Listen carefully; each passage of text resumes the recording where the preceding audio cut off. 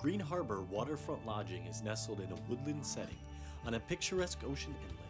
Green Harbor offers so much for a fun-filled yet affordable family waterfront vacation.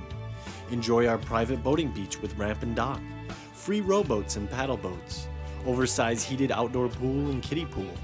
You'll enjoy our attractive waterfront and beachside accommodations.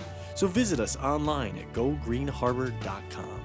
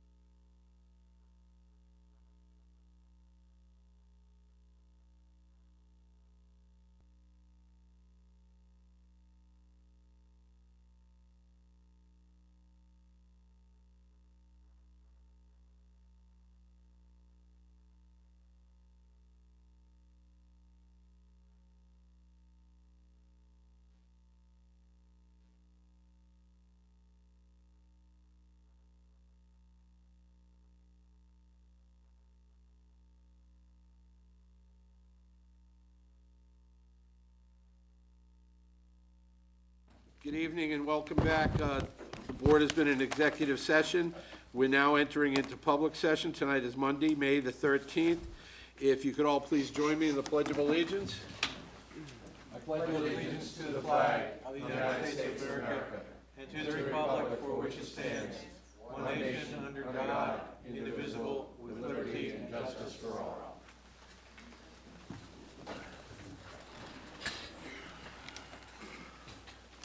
All right, first up this evening is interview and vote appoint committee renewals, regulatory boards.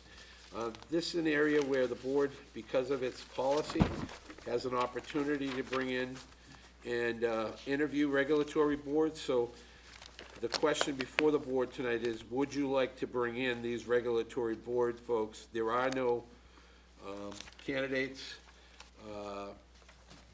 In other words, challenging the reappointments, and I'll go through them all, and then the board has an opportunity to say that would like to bring them in for an interview or not. We do have time. That's the reason that this is on tonight's agenda. Yes, Brent. Mr. Chairman, we don't have the option of bringing them in for an interview. The policy explicitly states that they will be interviewed. Okay, it's not a problem. So I just wanted to let folks know, and we will schedule these interviews. The Board of Health, Stephen Rafferty and John Waterbury, and that would be for a term expiring 6/30/16. Incidentally, there are no other applicants. Under the Conservation Commission, Michelle West, and that would be 6/30/16. Energy Committee, David Jewett, 6/30/16. Tansen George, Historic Districts Commission, and Edward Haddad, Historic Districts Commission. Heidi Waltz, and that's Historical Commission, and Matthew McNamara, Zoning Board of Appeals. So that we will schedule hearings with all of those? Just, if any of those people are here tonight, is there any way we could just interview them tonight? No. Well, it says interview and vote tonight. I know that, but we do not actually have, They were invited to come in tonight for an interview. they're not on the schedule. We do not have their names on the schedules. I'm sorry. It's not in our packet. They're here. It was exactly in our packet, sir. Pardon me? Don't, It's exactly in our packet. The names are on the packet, but it doesn't have, in other words, they wanted to reapply. Right, but we, in our agenda, we say interview, vote, and appoint committee renewals with regulatory boards. That's On our correct. agenda. Right? We have a list of who it is that's interviewed. We've invited them here for an interview. Why can't we conduct the interviews in, Well, I don't, if they're telling us they're invited, but I just want to make sure, because I don't see any invitations in the packet. okay? That's my question. Hold.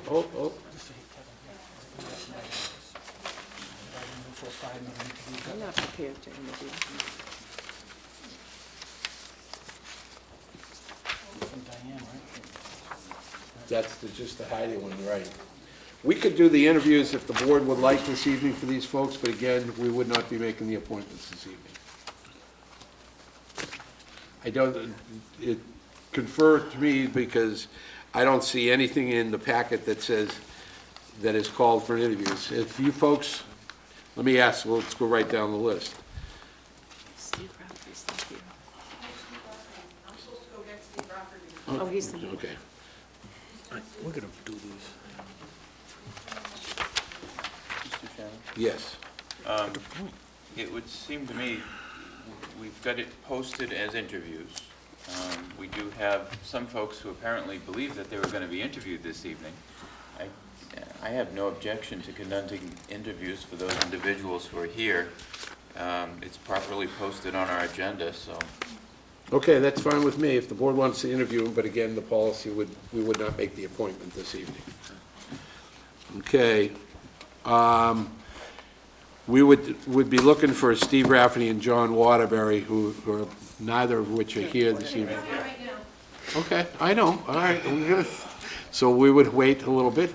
Mr. Steve, you're up first, good evening. Mr. Chair, Yes, just to reaffirm what you've said, is our policy has been that we do not appoint the same night we interview. that's And correct. that we're sticking with the policy, it's nothing new, that we are going to happy to interview them tonight. Right. But we just, as policy, do not reappoint regulatory board members the same night we interview them. That's correct, that's correct. We have a time period after that, and this board has plenty of time between now and June the 30th. Yeah, thank you. Mr. Chairman? Yes. Should I be interviewing if I'm not gonna be here to? You can interview, as long as you're on the board, you interview, and if there were a new member, the new member would actually listen to the tape, recuse, or whatever they felt comfortable with doing. Good evening and welcome. You want to tell us a little bit about yourself, Mr. Rafferty? Why you want to stay on the... Yeah, well, it's a good question, isn't it? I'm Steve Rafferty, and I'm from Precinct 2, and I got appointed a couple of years ago to fill in a position that had gone vacant. It's been a learning experience. I brought some knowledge to the board that I've been able to apply, and other things I've learned along the way based upon the guidance of other members of the board. I find it enjoyable. I find it to help me with some other issues that I have where I worked in the Water Quality Management Committee, looking at the interface between all of those things, and I'd like to continue to do it. I decided to go the Lincoln route rather than the Douglas route in terms of what I would say. I kept it short. Thank you. I'll open it up from questions from the board. Pat, do you want to start first, or? No, I'd rather go last, because I wasn't Oh, thinking okay. we were gonna interview tonight. Go ahead. Brent? I know there's some things before the Board of Health, and having been on the Conservation Commission myself, I know that you're not allowed to answer certain things that deal with regulatory issues, so I guess I'm trying to figure out how to formulate my question. I guess, what would you see as being the biggest challenge for the Board of Health in the coming years? You've got the potential here of sitting on the Board of Health for another 3 years. What are the challenges that you foresee coming ahead that you might be involved in and that the board might be involved in? We recently sort of went through the, what's going on with the marijuana dispensaries. I think as that unfolds and how it impacts communities would be some health issues. I think as the town goes forward with both possibility of sewers as well as the water plant, I think there's some public health issues around that we're going to have to keep our eye on. The turbine issue's been out there obviously for a while, but that's ongoing. Beyond that, I don't see hot buttons. I think some of the solid waste stuff is a little bit behind us, but maybe I'm being optimistic.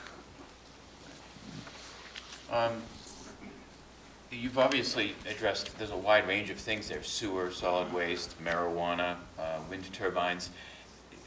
What do you see as the Board of Health's role? I mean, obviously, there's a wide range of things there. Is that the limits of its role, or are there greater, does it have more beyond that, or? No, I think the Board of Health is specifically charged with overseeing and maintaining the public health laws of the Commonwealth and any local public health ordinances that have been passed, which a little vague on if we've passed any local ones. I know there's some orders of the board that govern things, but, you know, we stick to Title V requirements, we stick to the rules. You know, the whole turbine stuff that came up, we had a vigorous debate about what constitutes an order or a condition, what's a health emergency, how does one measure that, reach that, and I think we've been prudent about what we've been doing so far in that regards. Thank you.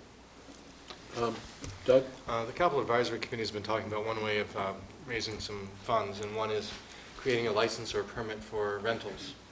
Do you think the Board of Health would have some insight as to what we should be requiring rentals to be providing to someone who's renting a piece of property?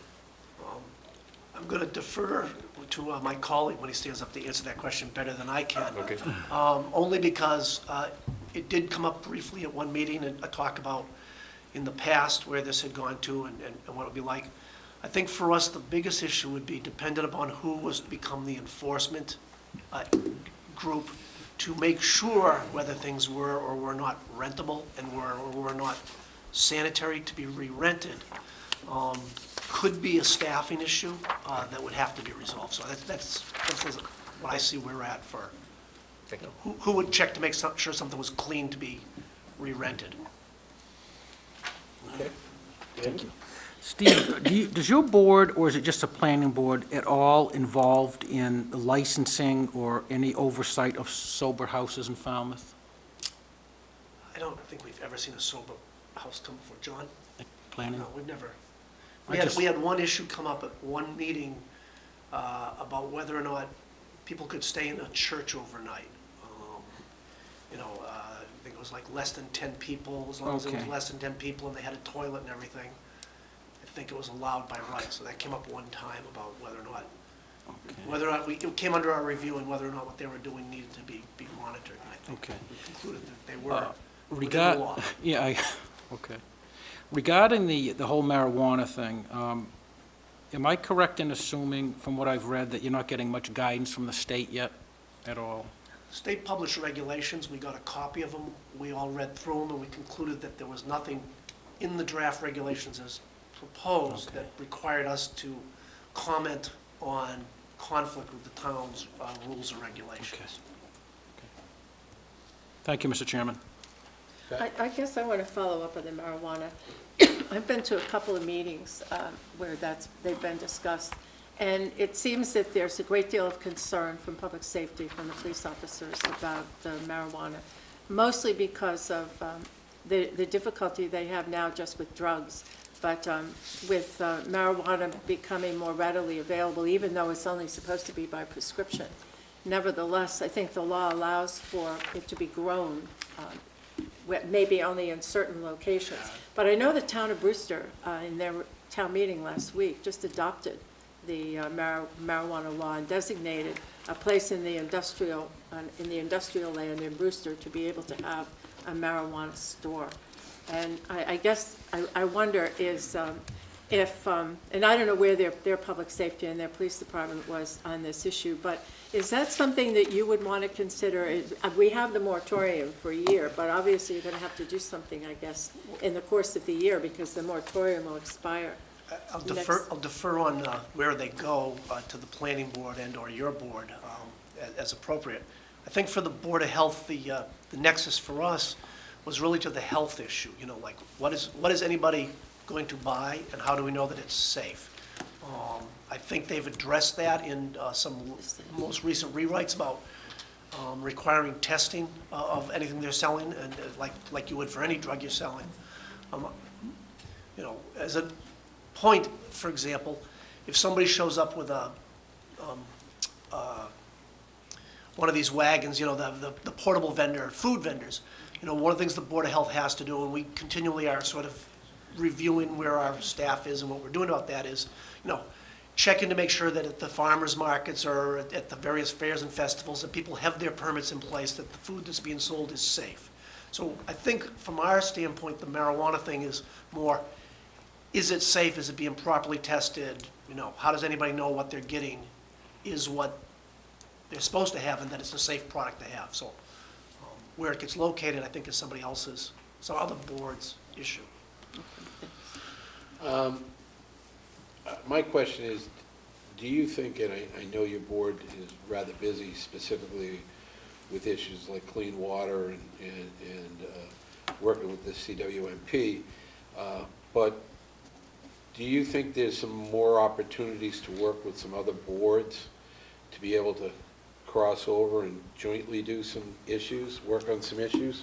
I speak only for myself. I work in an organization that they refer to as a matrix organization where people communicate and work across many boundaries. I can see more than one opportunity for our board and other boards to work together on common issues. I think that gets things done. Right. I mean, following up to what a couple of the selectmen had to say about the marijuana laws, that would both be planning board, the zoning board of appeals, and yourselves, with maybe even with public safety, bring those folks together, because ultimately those would be preemptive versus reactionary as we move forward. Okay. I think the example from our standpoint of the last year and a half is we at least twice, if not 3 times, I know for certain 2 times, had meetings with the planning board around where they were going for the bylaw on turbines and siting for any future turbines. You know, we shared what we were doing under the public health aspects, and they were sharing with us what they were wrestling with for wording on bylaws. So Okay. it was joint work there. Okay. Thanks. Any other follow-up questions from the board? Thank you very much. John Waterbury, are you in adjournment downstairs for a few minutes? Or? No, we still have 3. Oh, okay, good. John, good evening and welcome. You want to tell us why you want to? Well, I've been at the Board of Health since the early 90s with one lapse for term limits. So I've been doing this for quite a while. I enjoy it very much and would very much like to continue doing it for a while longer. I think it's been something where my background as a microbiologist has been useful and has added to the expertise of the board. As Steve said, we have a very congenial board. We all work well together, complement each other, and I think it's a very good, well-functioning board, which I'd like to. Okay, I'll open up to questions. I'll start with Doug first. I'll go back to the property rental question. Any ideas or thoughts whether that can be something the Board of Health would want to get involved in? Well, I think in our thinking about it, I think it becomes, if we're going to go back to this, what services do we provide for the fees that we might impose? And I may not be quite right, but I think in towns where there's a very active rental survey system, they have considerable increase in staff over what we have. And so I think just as you do this, you need to be mindful of what you think those fees will imply for an additional load to our staff of 2. Thank you. Okay. Thank you. Thank you. John, I know you were, we had conversations when we were coming up to a vote by the selectmen on what we were going to be picking and designing for Long Pond's filtration plan. And I know we've had conversations, we haven't had one of those since we had actually picked the proper, what we've decided to do. Are you happy with and comfortable with what we have chosen? I'm very comfortable. I think both Steve and I were asked to sit through that review process. We went through that entire testing program that was done with the engineers, and I think the course we've charted is absolutely the right course, and I don't think we'll regret it for a minute. Appreciate it. Thank you. Thank you, Mr. Chairman. All right. You know, it was mentioned earlier that the solid waste issue, and that one, have we exhausted all appeals for that one? Is that sort of put to bed? as far as we know at the moment? And As far as, I mean, I haven't heard that we're having problems with them.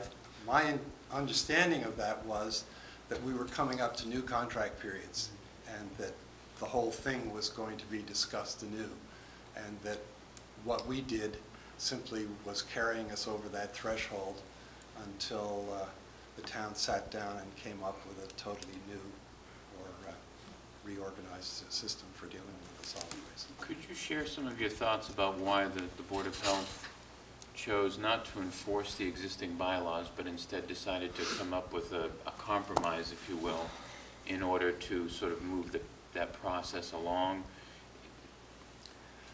Well, let's see, I'm not sure, going back to that, I mean, I think, again, I think we were trying to find some sort of middle ground where, as I think we left that, everybody was mad at us, so I sort of think maybe we got it just about right. But again, I think that's something where we're going to start again, and I think sort of the ball is in your court. How does that, looking ahead though, how does that sort of situation affect other decisions that the Board of Health might make? Because in that situation, and I guess what I'm getting at here is that you had a set of rules and regulations that were on the books, and you could look at any situation where the Board of Health has rules and regulations that it needs to enforce and say, well, we've got a controversy here, so rather than enforce the regulations, we're going to sort of work our way around it by finding a middle ground and upsetting everybody. Is that, or was that, do you think, the right decision to make? I think the town was best served by the compromise we came to. I think being hard about enforcing that regulation wouldn't have served us well. Thank you. Pat? Well, considering all the broad powers of the Board of Health, which are really quite significant under the general laws, and as we look forward to, as you look forward as a member of the Board of Health, what do you really see as the biggest challenges for the Board of Health, say, over the next 5 years? Well, I think, as a town, I think wastewater and water are two biggest issues, and I think those are going to be really difficult, challenging problems for us to deal with. And again, I think we've charted a pretty good course. I think the wastewater management committee is a superb committee. I think they've done a spectacular job so far, laying out and looking at the alternatives. I think they've gone about it in a really pretty spectacular way. You know what I'm Yes. I must say that over the years, John, that you have appeared to be less rigid and more open to finding a solution versus just looking at the law. I'll disagree with Selectman Putnam. I think that was one of the Board of Health's finest hours, finding a compromise, because we look at other boards in this town that it's just my way or the highway. And there's two ways to get to an end point. But my next question is going to be the sewer bylaw. Do you folks think you're going to be working on that, or is that going to be the comprehensive waste management group? George and I worked that as hard as we could, and I thought we came up with a pretty good way of dealing with that. That seemed to have come to a halt, and both George and I basically said, you know, we've pushed this as hard as we can. You try and come up with something better, and if you need us to check in again and give it another shot, we will. I think it's something which we have not solved yet, and I think it's going to be a major issue as we go forward with our wastewater problems. When you say you solve it, who do you mean you? Meaning the comprehensive waste Well, management I mean, group? basically, it got turned over to the planning board.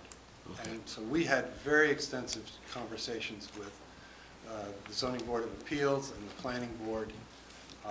And, you know, we got it to the point where we had it in the warrant for town meeting. And there were some real legitimate problems at that stage, and I think it would have been inappropriate to act on it at that point. But I do think that that's the tack we should be taking, and I think eventually we'll come around again and do that. And basically, it seems to me the only way you can limit nitrogen that a person, a normal citizen can understand is by bedrooms.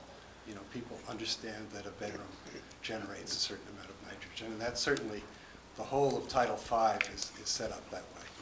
And I think ultimately we'll have to come back to that. Okay. And I guess just to comment on what you said a few minutes ago, the Board of Health has always had a philosophy that if you come through the door, we will find a solution to your problem. You may not like it, but there will be a solution. And I think that's always been the philosophy that we've operated under, and I think that will continue to be our philosophy. Great, thank you. All set. Next up would be Michelle West. Good evening, Michelle, and explain to the board why you would like to be back on the Conservation Commission. Are you a voting member or an Yes. alternate? Okay, I just want to make it quite clear.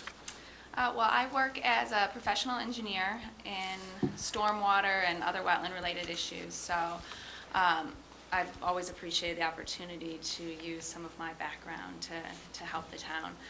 And I've certainly learned a lot from my other board members and through the years, all of the interesting projects that have come before us and dealing with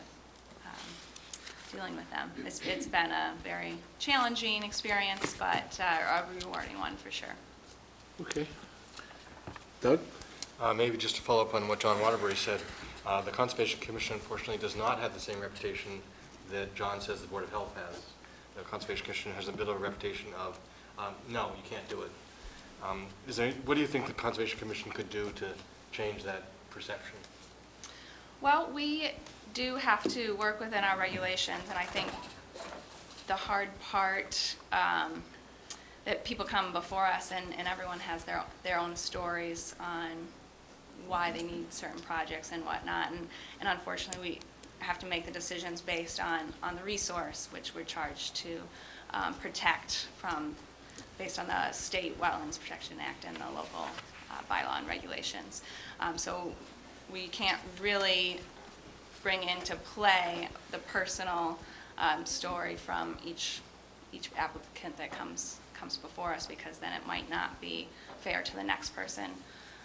So we have to try to stick with making our decisions based on the resource and the regulations. Thank you. David? Thank you, Mr. Chairman. What do you feel right now is town-wide is one of maybe the biggest challenges we are facing? For the town, or that comes before the Conservation Commission? Well, the town. I think that dealing with our nitrogen problem is certainly one of the biggest problems facing the town, and it's going to take a lot of different solutions, different activities to reach a solution for the nitrogen problem. The Board of Selectmen at some point will be making a decision on, I guess what I want, shellfish relays ever come in front of you? They don't? Okay. Thank you. Okay, Brian? A few years back, there was a town meeting article that would have asked the town meeting to reassert its authority over commission regulations. As you know, the ZBA planning regulations all have to come before town meeting for approval. A few decades ago, the Conservation Commission or town meeting relinquished that authority with respect to conservation regulations. A few years ago, town meeting was asked to reassert that authority, and it chose not to. What's your thought about that? Do you think town meeting should have the final word with respect to conservation, to changes in the conservation regulations? I think that, I mean, I have not experienced it the other way, but I think that the way that is in place now has worked well. From my perspective, we have made a few changes in the regulations over the years that I have been on the commission, and it was a very long process. It involved a lot of parties. We had a lot of meetings. We got a lot of feedback, and I think that the process actually went really well. We were able to work with the engineers in town and take feedback and suggestions from them, and I think it actually it went very well. But do you think town meeting should have the last word with respect to conservation regulations, or is that something that simply should remain within the realm of the Conservation Commission? I think that it works to remain in the realm of Conservation Commission because it is very, I can't speak for the background of everyone in the town meeting, but the regulations are based on a lot of science, and so working with people with experience in the field could come to hopefully a very good decision on what the regulation should be based on science and experience in the field. And I'm not sure that town meeting members would have all of that background. Thank you. Pat? Have you given any thought to the type of guidance that an applicant might have, whether it be written or in the form of a sit-down, say with one of the commission staff, prior to having to file an application? I mean, do you think that most people in the town really understand what the process is that they need to go through if they have something coming before the commission? Or is there something that you think that could be improved upon? So that, you know, for instance, if somebody comes in for an application, I don't know, for, say it's, well, I can't even think of a reason because I've never had to go before the commission.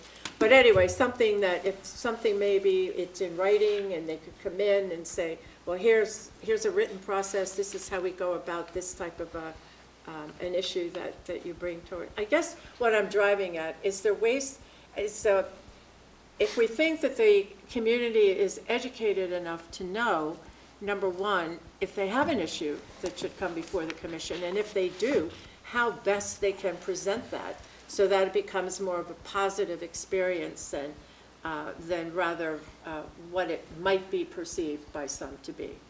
My understanding is that conservation staff do have a meeting with applicants as they're going through that process. I'm not involved with that, but and in terms of a written guidance, I think we also do have, well, we have the regulations. Her answer your own question. Thank you. So I think that does occur. It could always be improved upon. I think that a lack of staff is probably our biggest limitation. We have two very good conservation staff that help with so many of our issues in town, but there's a limit to the time that they have.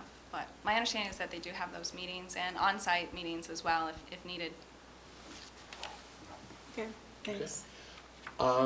Question to you. Do you think that after the Conservation Commission renders a decision, that they should check on the work themselves or inspect the work themselves that they've rendered a decision on? Individual commission members? That's correct. To go out and visit the construction Or visit, sites? ride by, observe. I haven't put much thought to that because I work out of town, so I don't get a chance to go by and visit construction sites. I'm always interested to know how they're going, but I have not followed up The there. reason I asked that question, I had been told that they had been encouraged to go and check on work sites, and I just wanted to see whether you had been encouraged. I have not been specifically Okay. encouraged to do so. The next question is, the most recent, well, I guess do you think, I guess I can't ask a specific question, do you think there are alternatives to sewering that could work in specific areas and drastically help the community bear the financial burden to clean up our inland waterways? I do not have the expertise in wastewater solutions and haven't studied the different issues in town on that. My understanding of it is probably that it's a combination of things. I don't know that we can get away with no sewering at all.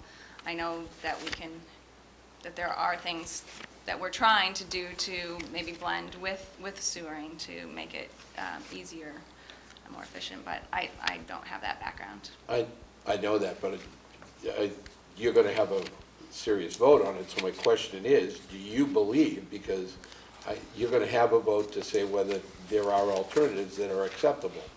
Do you think that there are alternatives besides sewering the entire community? Alternatives? I think that there are alternatives to consider, certainly. Okay, thank you. Anybody else? Any other questions? Thank you, appreciate it. Next up, David Jewett. Not here, okay. We'll bring him, David, back in. Tams and George, Tams and George, Historic Districts. Is Tams in here? I'm here. Oh, hi, how you doing? Surprise, female, not George Tamsin. I'm sorry, I was looking down here. I have not had the chance I to didn't have my appear glasses before on, I Before, apologize. you did, all Pardon right. me. I was appointed by you about 3 years ago as an alternate on historic districts. And so I'm back around after 3 years, and I have not had a chance to have an interview with you.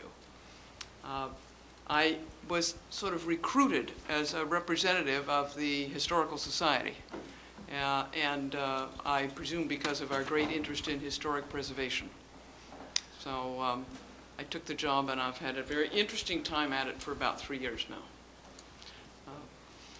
I haven't anything prepared to tell you. I am, at this point, president of the Historical Society. I don't know that this appointment had any influence in that or not.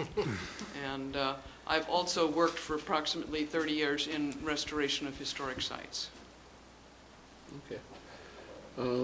I'll open it up to David Braga first, and then Doug. How are we doing in Falmouth generally with projects that are in historic areas? How are we doing with them? Okay? We doing what? Are you satisfied? I think the town looks really good.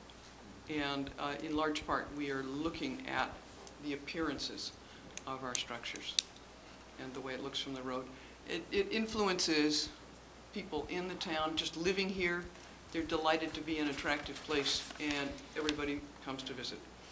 So I think we're doing pretty well at it. Okay. Thank you, Mr. Chairman. Okay. Doug?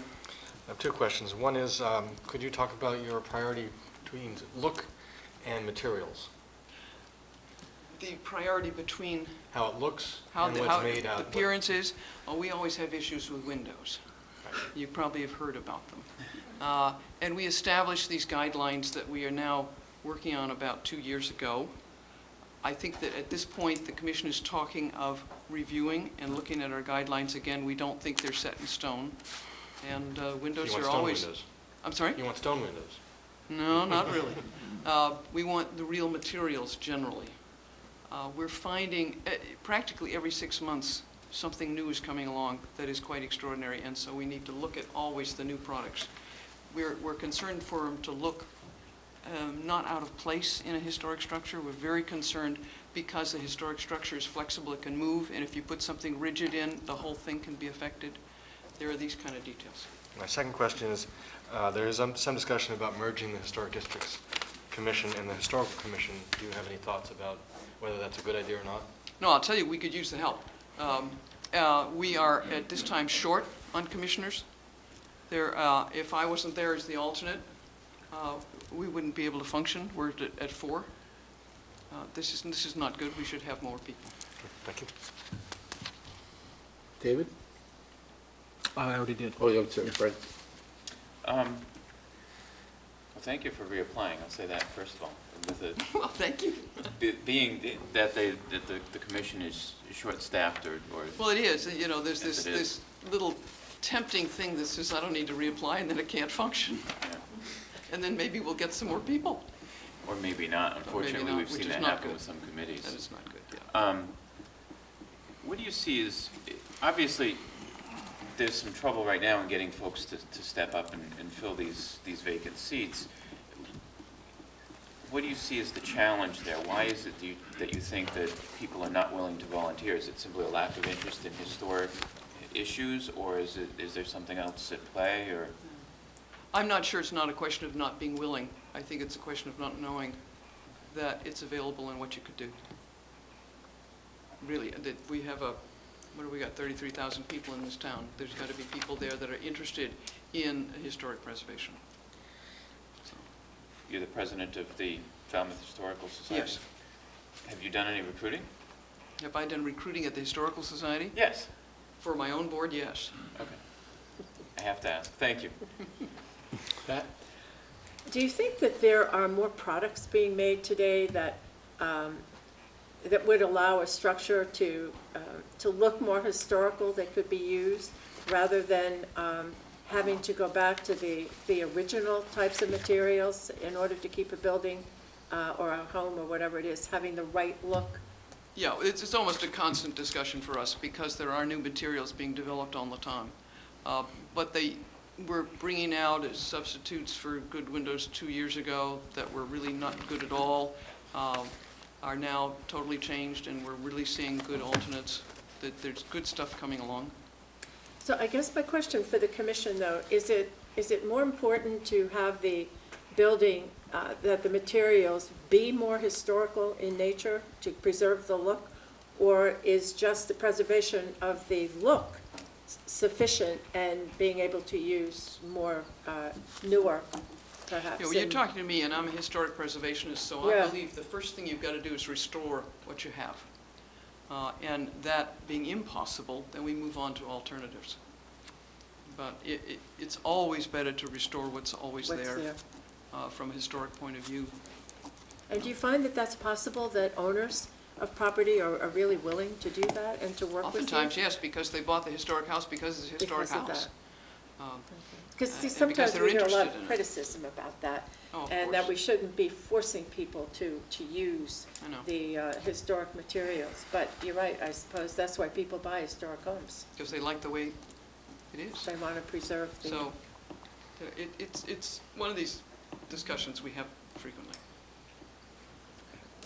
Well, if they were asking for an alternative, evidently they didn't like the scenario that they were given, so that's why they'd asked for an alternative. But my next question would be to you, the historic districts basically go back 150 feet from the road? They do. Most of them do. Some go 200 feet back. Okay. My question to you is, can you tell the difference between that product 150 feet away? Well, I'll tell you, that's part of the discussion, too. Can I tell if that's really a good wooden window from here back to there? That's my question. It makes a real difference in our trying to figure out what's the right thing to do. Right, because, my next question is, do you know that our enacting of the historic districts is different than the state's historic districts regulations? Our enacting of historic districts was done by town meeting. It is not the same as the state's. Are you aware of that? No, Okay. Might be useful if you got our enactment. it might be a good Thank thing. you. You're Okay. Okay, thank you very much. Appreciate it. Next up is Edward Haddad.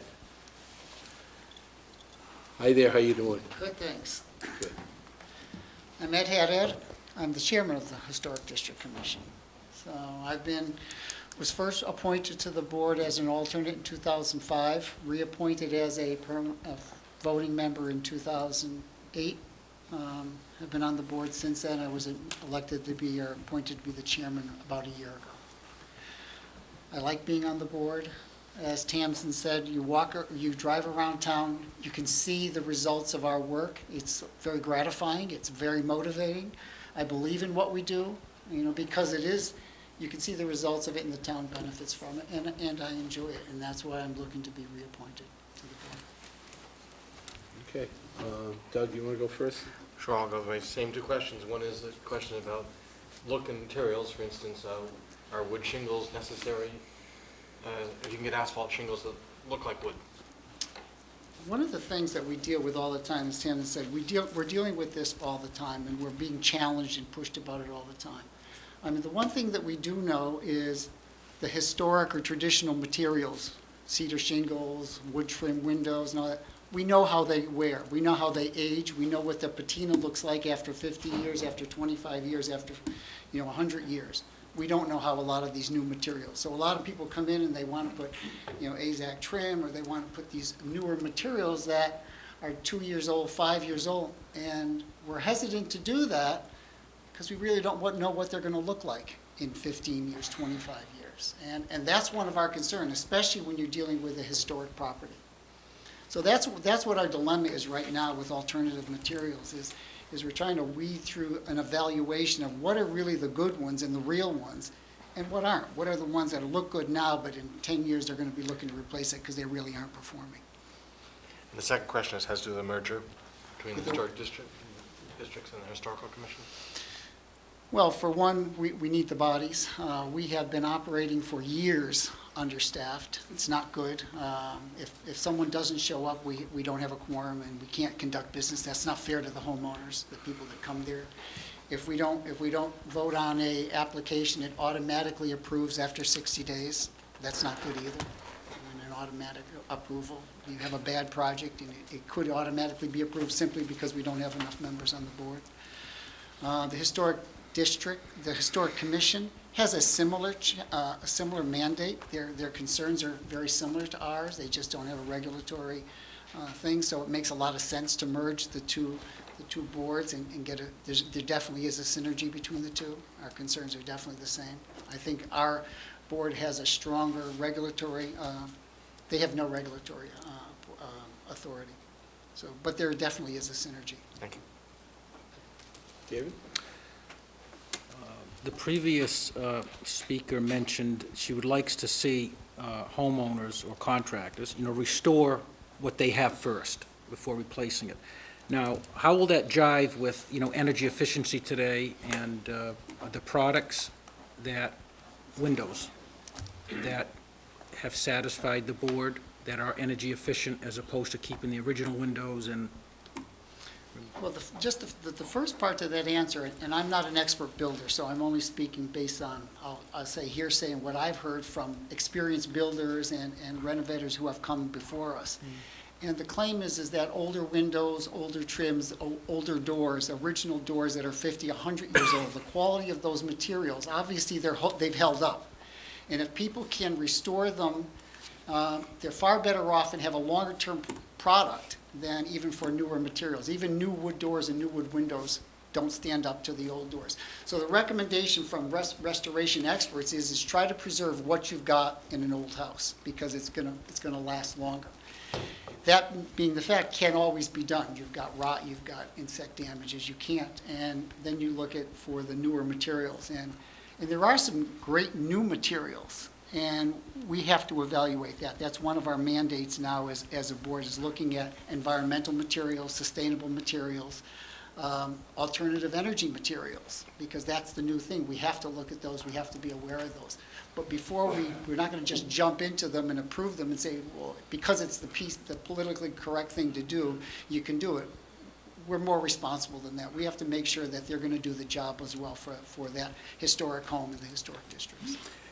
I guess the question would be, does your board really concern yourself with the energy efficiency of these projects when they're done? I understand what you're saying about keep the old and refurbish it, but does that come into play?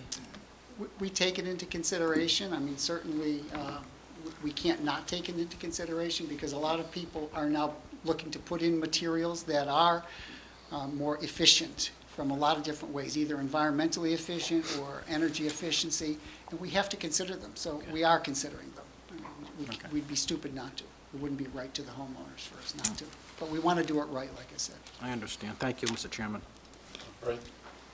I actually have no questions, but I do want to thank you for your explanation of the new versus the old materials, because I think in years past when we've had these interviews and we've had this discussion and debate, if you will, oftentimes there aren't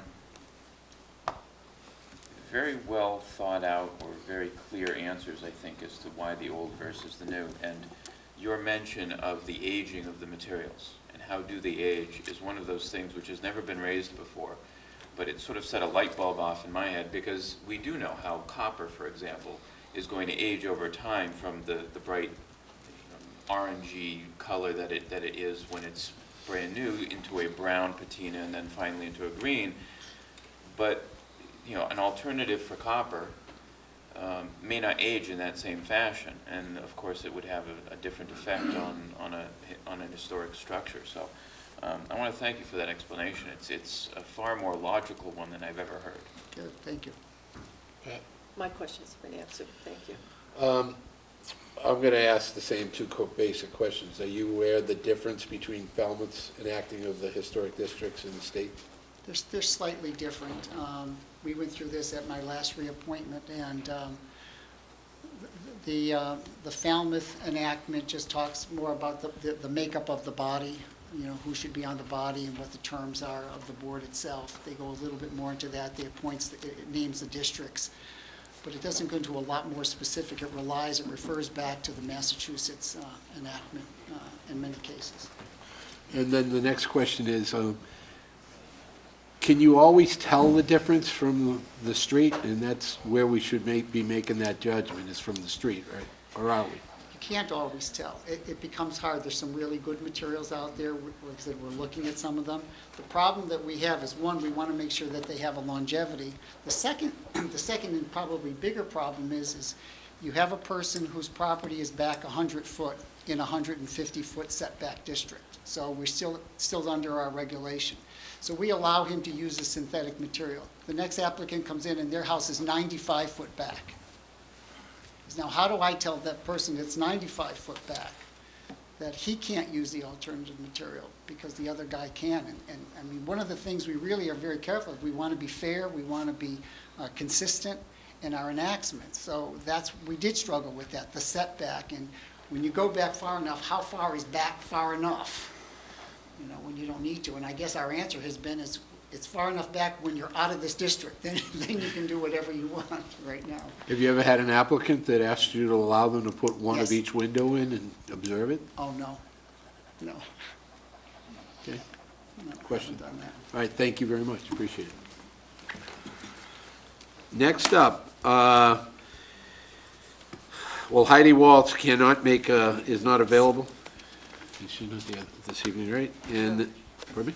No, she's not. Okay, and Matt McNamara, zoning board of appeals.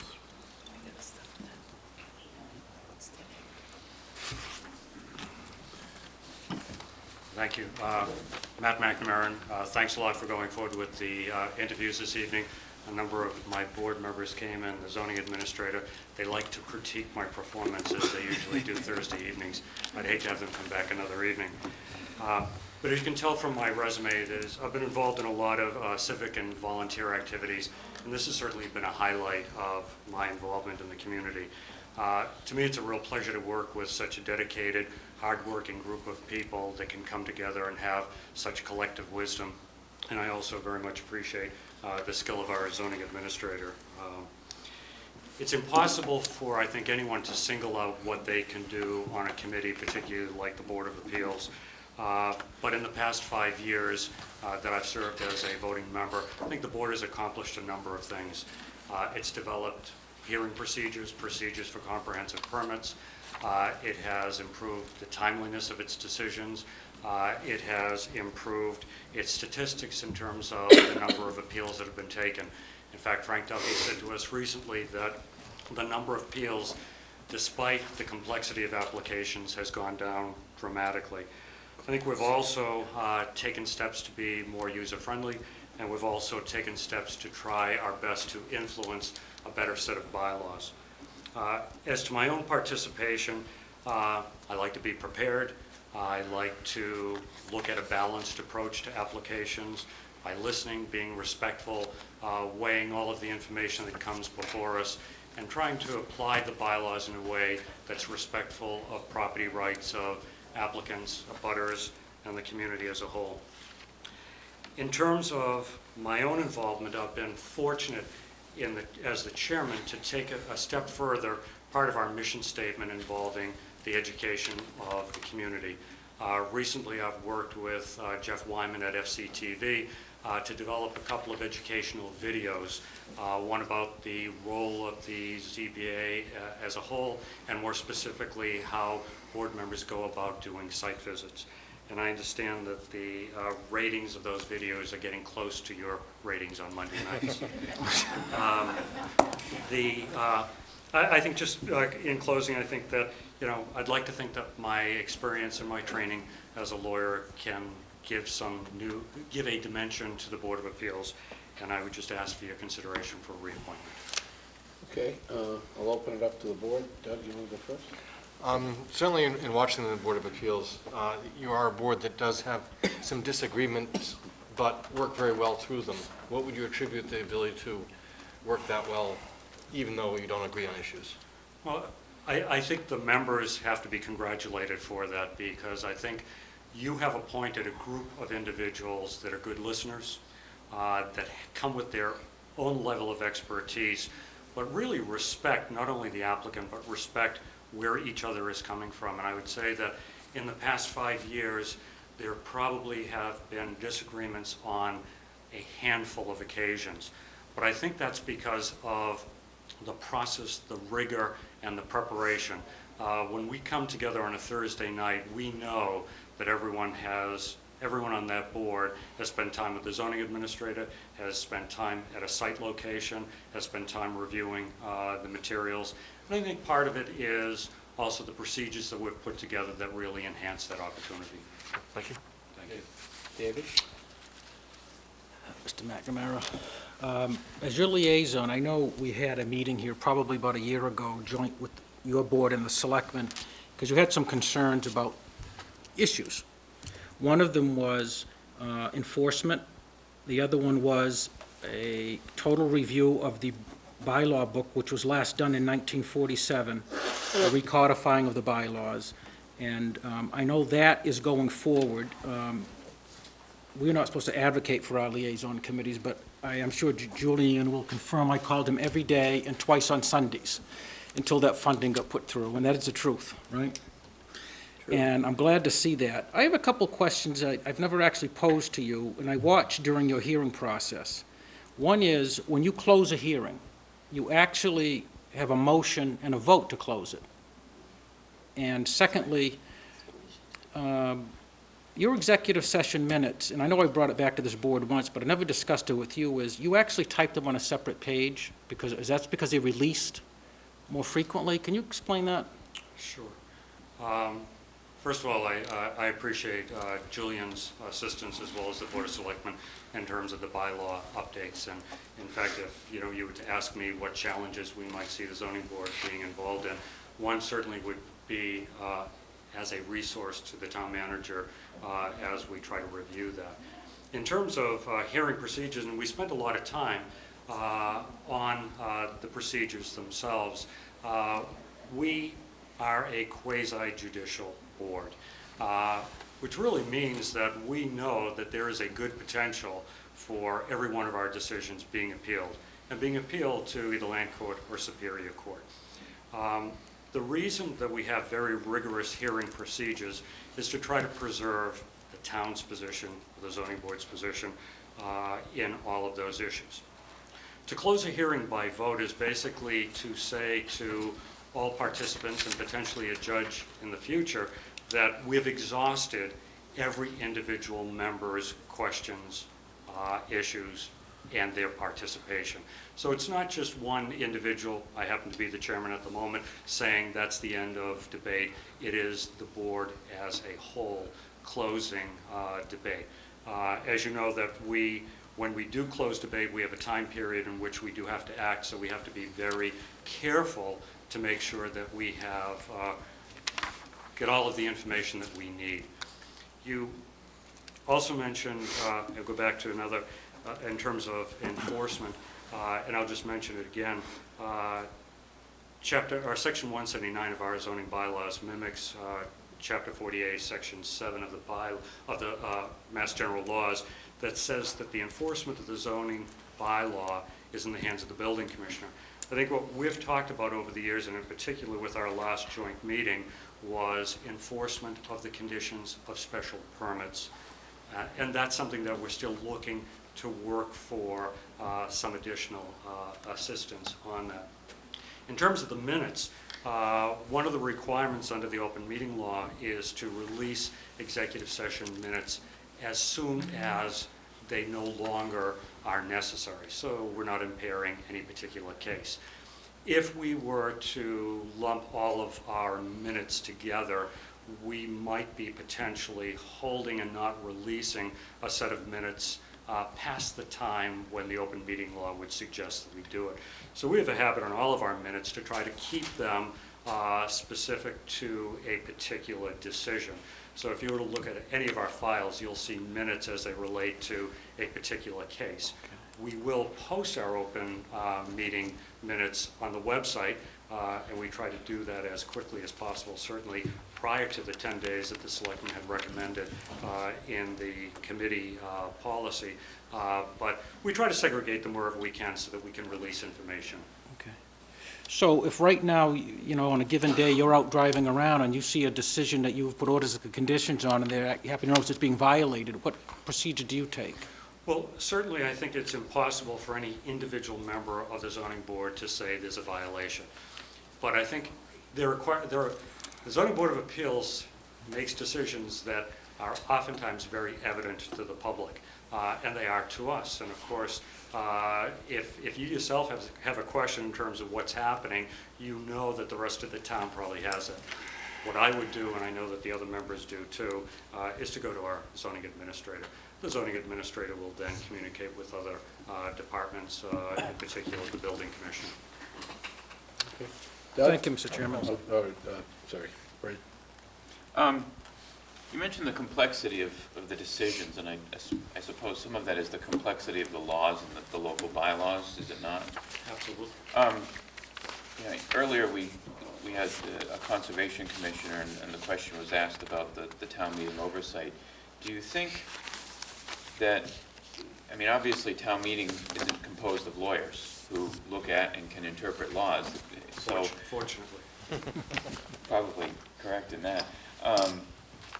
I guess the question that I have is, do you think that there's a necessity for town meeting oversight with regard to the bylaws, even though town meeting as individuals may not have the kind of background or experience that you or other members of the ZBA have? Do you think it's still necessary to have town meeting be the last word when it comes to those regulations? Absolutely. First of all, the law requires it, but second of all, the 2/3 requirement for changing bylaw, I think, is a very important standard. And I think it's important to also remember that the zoning bylaws reflect the community. We just have the opportunity as 5 voting members and 2 associates to try to apply those bylaws to the circumstances of every case. But I don't think anything as major as density, as lot coverage, as I remember years ago watching one of the planning board members come before this board and talk about the mansionization that was happening in town. That shouldn't be done by a 5-member board, whether it be the Board of Selectmen, Zoning Board of Appeals, or Planning Board. I think it should be as representative as possible of what we want in the community. Thank you. Pat? As the chairman, do you have any role in initiating new members to the ZBA? Or Well, how? first of all, I've been extremely fortunate and surprisingly that they have elected me 5 years in a row to be chairman. And I think to a limited degree, yes. I think not so much as chairman, but I think just as a member of the community, that we're always looking for people that can add. As I said, there's a collective wisdom, and I've served with a different composite of the board over that 5 years, and prior to that 4 years as an associate member. So it changes, but the collective wisdom is excellent, and I think you always want to try to preserve that. But in terms of actually selecting individuals and asking them to apply, no. It's more conversations that people have. Again, our ratings on television are pretty good, and so a lot of people do ask, and a lot of people do know what we're trying to accomplish. Well, that was my next question. How long do you think you should be chair? I mean, sometimes that's a good thing, and sometimes it's not a good thing. Absolutely. You know, this board never has a problem turning over the Yeah. chairmanship year after Well, year. Pat, I think you saw in the letter that I wrote to the selectmen that one of the things that I raised to the board was, how long should anyone serve, whether it be in an elected position or an appointed position, before there's some kind of power or influence that takes over, even if unintentional? So that was a question that I felt was important that my own board answer. And I have not chosen to be chairman. I've been asked to be. More recently, we every year try to have a little self-evaluation workshop where we sit down, we talk about how we're doing as individuals, how we're doing as a whole. I mean, somehow there has to be an evaluation, so we try to do that. And I, quite frankly, said to the board, what do you want me to do? Because I don't want that to happen. And each individual member of the Board of Appeals asked me to reapply, and that's why I've done that. And I think really the question is to you as the Board of Selectmen.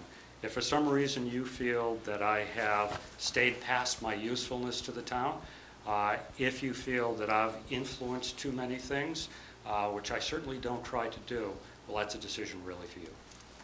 Thank you. It's a credit to you for the ratings, because you're on a much better TV night than us. You're in a better time slot. Because you moved us out of Wednesdays to allow the Conservation Commission to get better ratings. No, you're exactly right. My question to you is in regard to the zoning bylaw changes. Some folks think that it almost puts you fellas, guys and women out of business, because there won't be any gray area. That'll be black or white. What's your thoughts on that? There's always going to be gray areas, I think, to any regulation. And again, remember that the bylaw itself is, first of all, built on concepts for the community, what we're trying to enforce. And remember, the Zoning Board of Appeals is not in charge of every bylaw that's there. We are a board that provides some relief through special permits, variances, and as you know, we also oversee any appeals to the building commissioner. There is always going to be gray. I think part of our suggestion to the Board of Selectmen to look at the bylaws is that some of those areas, are not only so gray, but in some cases contradictory. And that's where we want them tightened up to some degree. But I think any good regulation is a regulation that is made up of shades of gray. It cannot be black and white, or, I mean, we will not have, any boards that make decisions, whether it be Board of Health that issues variances, a Conservation Commission that interprets its bylaws. I think it's shades of gray, and it always will be. Great. Thank you very much. Thank you. Appreciate it.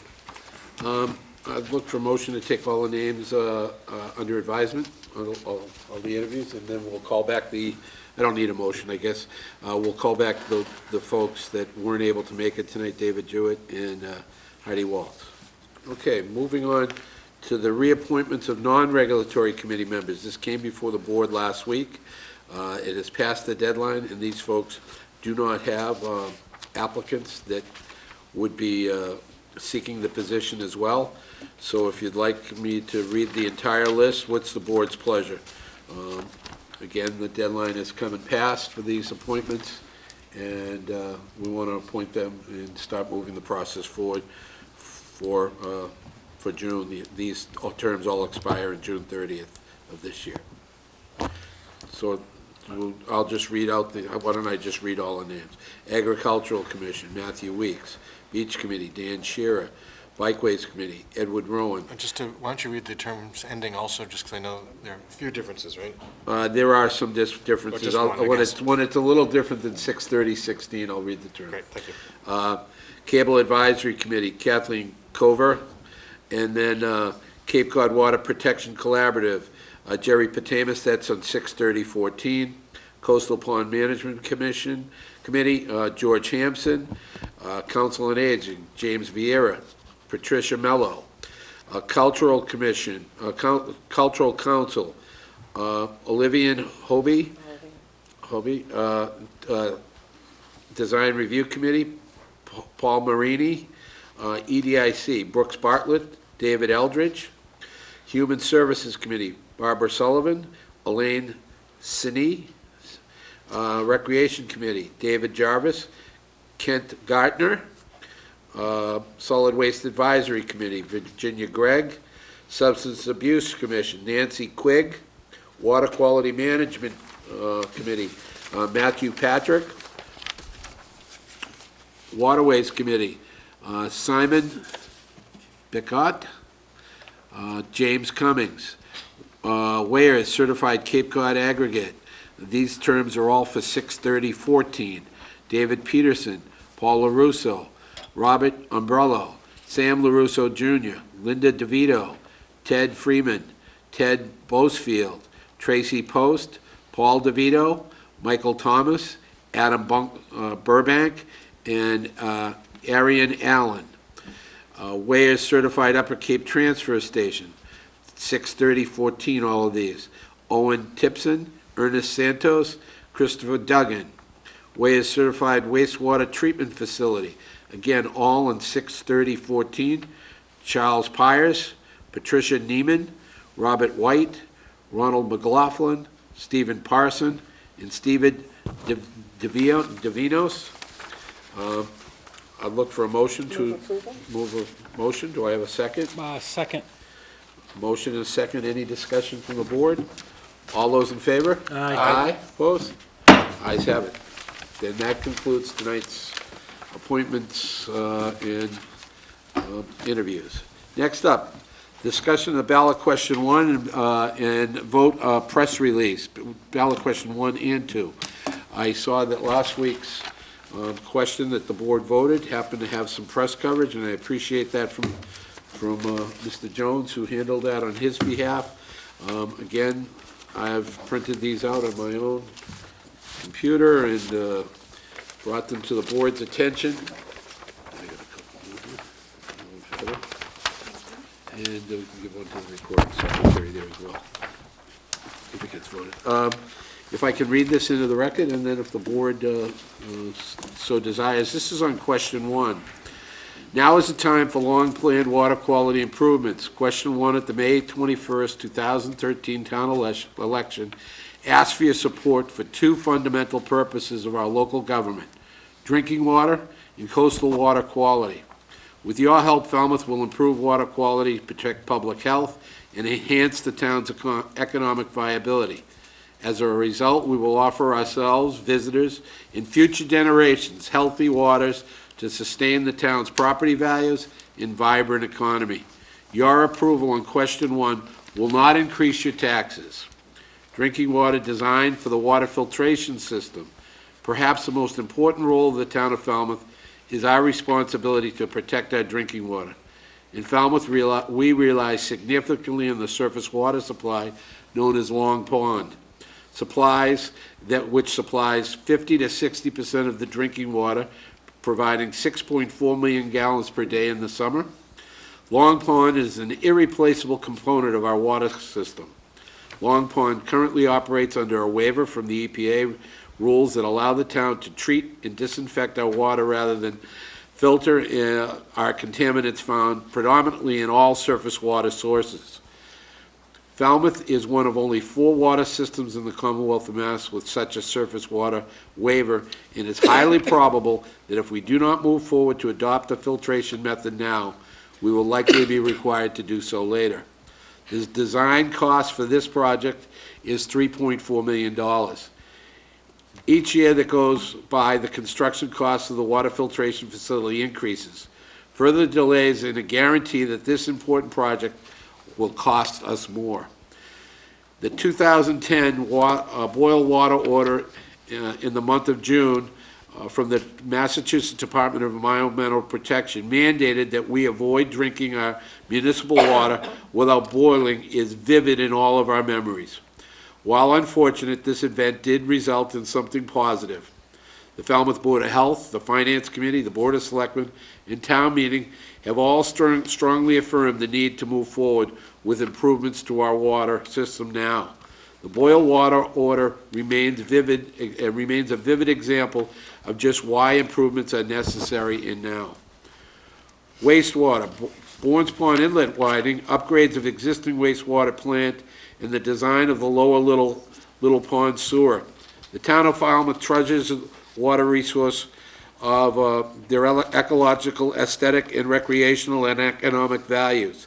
As the town's population has grown over time, the health of our coastal ponds has deteriorated due to excessive nutrient loading, primarily from septic systems. We recognize that reversing this trend and improving the health of our ponds will benefit every citizen and our visitors in our community, as these water bodies are the cornerstone of our service-based tourism, marine science, maritime economy, and an important part of our fundamental cultural identity. In planning for our wastewater needs, the town has struck the balance for beginning to improve only Little Pond immediately. Little Pond, located in the Mara Vista Falmouth Heights area of Falmouth, is our most impaired water body. A sewer system has been planned in this area since 1983. Now is the time to make the investment in designing this system to remove the nutrients from Little Pond. The Board of Selectmen has consistently, in its demand of our project planners, to seek and propose a long-range plan to improve water quality that limits your tax exposure and provides immediate improvements to the water quality of our coastal areas and bayments. In 2009, the plan for the sewers was estimated to cost $600 million. In 2011, the revised plan for sewers was $320 million. Under the leadership of the Water Quality Management Committee, these plans have now been totally revised and reworked. This portion of the plan that we now take to the voters requests $5.6 million, which includes design for the Little Pond service area, sewer service area, and the Bournes Pond inlet widening. Little Pond cannot be restored without sewer service. The time to take the next step is now. How did we reduce the cost? The plan to improve the water quality will include innovative and lower-cost alternatives to improve water quality. Within the spending plan we ask you to support, we propose funding for the design for the inlet widening in Bournes Pond, which, when implemented, is expected to have an immediate and measurable improvement in the water quality in Bournes Pond. The overall plan to improve water quality includes other measures, including permeable reactive barriers, bearing nitrogen from entering sensitive embayments, oyster culture to provide healthy water quality in our shellfish industry, eco toilets currently on display in local hardware stores and soon to be installed in select locations in Falmouth. This plan is responsible, targeted on the neediest location, and is flexible, offering the low-cost alternative to the big pipe. The time for investment is now. Why now? The town must make an improvement both to our drinking water system and our wastewater system. Both are regulated by the state and federal laws, and both systems are subject to potential violations and mandates if we do not make necessary upgrades to our infrastructure. The town has identified a funding strategy that allows the new debt associated with the water filtration system design and the coastal water quality wastewater projects to replace old debt and retiring, thereby having no impact on your tax rate. If we do not take advantage of this opportunity now, it may not be here in the future. We ask for your support on question 1. And sorry to be so lengthy, but it was a long and complex issue. So that's kind of what was put together for the board's edification, if you're so willing to do so. Yes. Just one thing. Yep. In the first paragraph, the Yep. last line, your approval on question 1 will not increase your taxes. I would just recommend striking that, because I think you do a better job at the end in describing how this process works by identifying the new debt associated with the water filtration system and the coastal water quality projects replace old and retiring debt, having no impact on your tax rate. I think that's a much more honest appraisal of the situation as opposed to simply saying that it's not going to increase taxes. How about that as in typical, and I'm not the best of writers in the world, that we start out in the first paragraph before we lose someone, that it will not that we will be replacing old and retiring debt, and it will not increase our current tax rate. So we begin with it and we end with it. Well, Sometimes yeah, I we lose suppose- people. That's the last paragraph, that's my only question. And then perhaps if you put this line in the first Even the paragraph- enterprises come up with a 300-word the maximum. That's why this would be an op-ed piece. What do you think? I think that would probably be a better idea than if we were to somehow take that last. We could take it from the end and put it there and then finish with it as well. How's that? I mean, I think to put in a sense, since your approval on question one will not increase your taxes because it will be replacing old and retiring debt. My only concern with making that statement that way is that you could argue that if we don't approve this, but we do approve question two, that it would have no impact on taxes. It's splitting hairs perhaps, but I don't want to give voters the wrong sense that that approving this is going to somehow have no effect on the taxes. Like I said, I think the last paragraph does a much better job of explaining what's going on here, because some folks, I mean, obviously, if we're retiring debt, then that means the tax rate's going to go down if they don't approve this. And I want to make sure that we're being honest with the voters about that. How about again, I'd like to begin with it and end with it, Yeah, because that's so agreeable. how about that we come up with something, your approval on question one will allow new debt associated with water filtration, design, and coastal water quality projects to replace old debt, thereby having no impact on the tax rate. Yeah, So we'll that's do it at the beginning and do it at the end. Yeah. Is that all right? Yeah. Mr. Chairman? Yes. Yeah, I think you really need to have it at the beginning, because there are some people who will never read Without to a the end. doubt. I Without a realize doubt.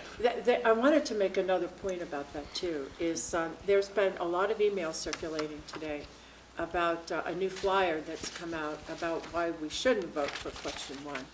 And some people feel that it's a bundling, which in a sense it is a bundling, but aside from the fact that they're both governed by DEP, it's water and it's wastewater, they kind of go together.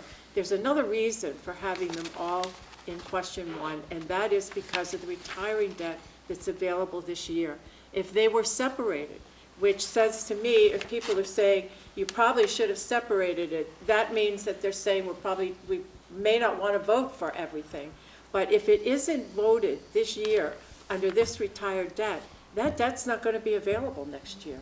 So that's the other reason I see for keeping them in the same question, so that this retired debt is available now, and that retired debt will help pay for it.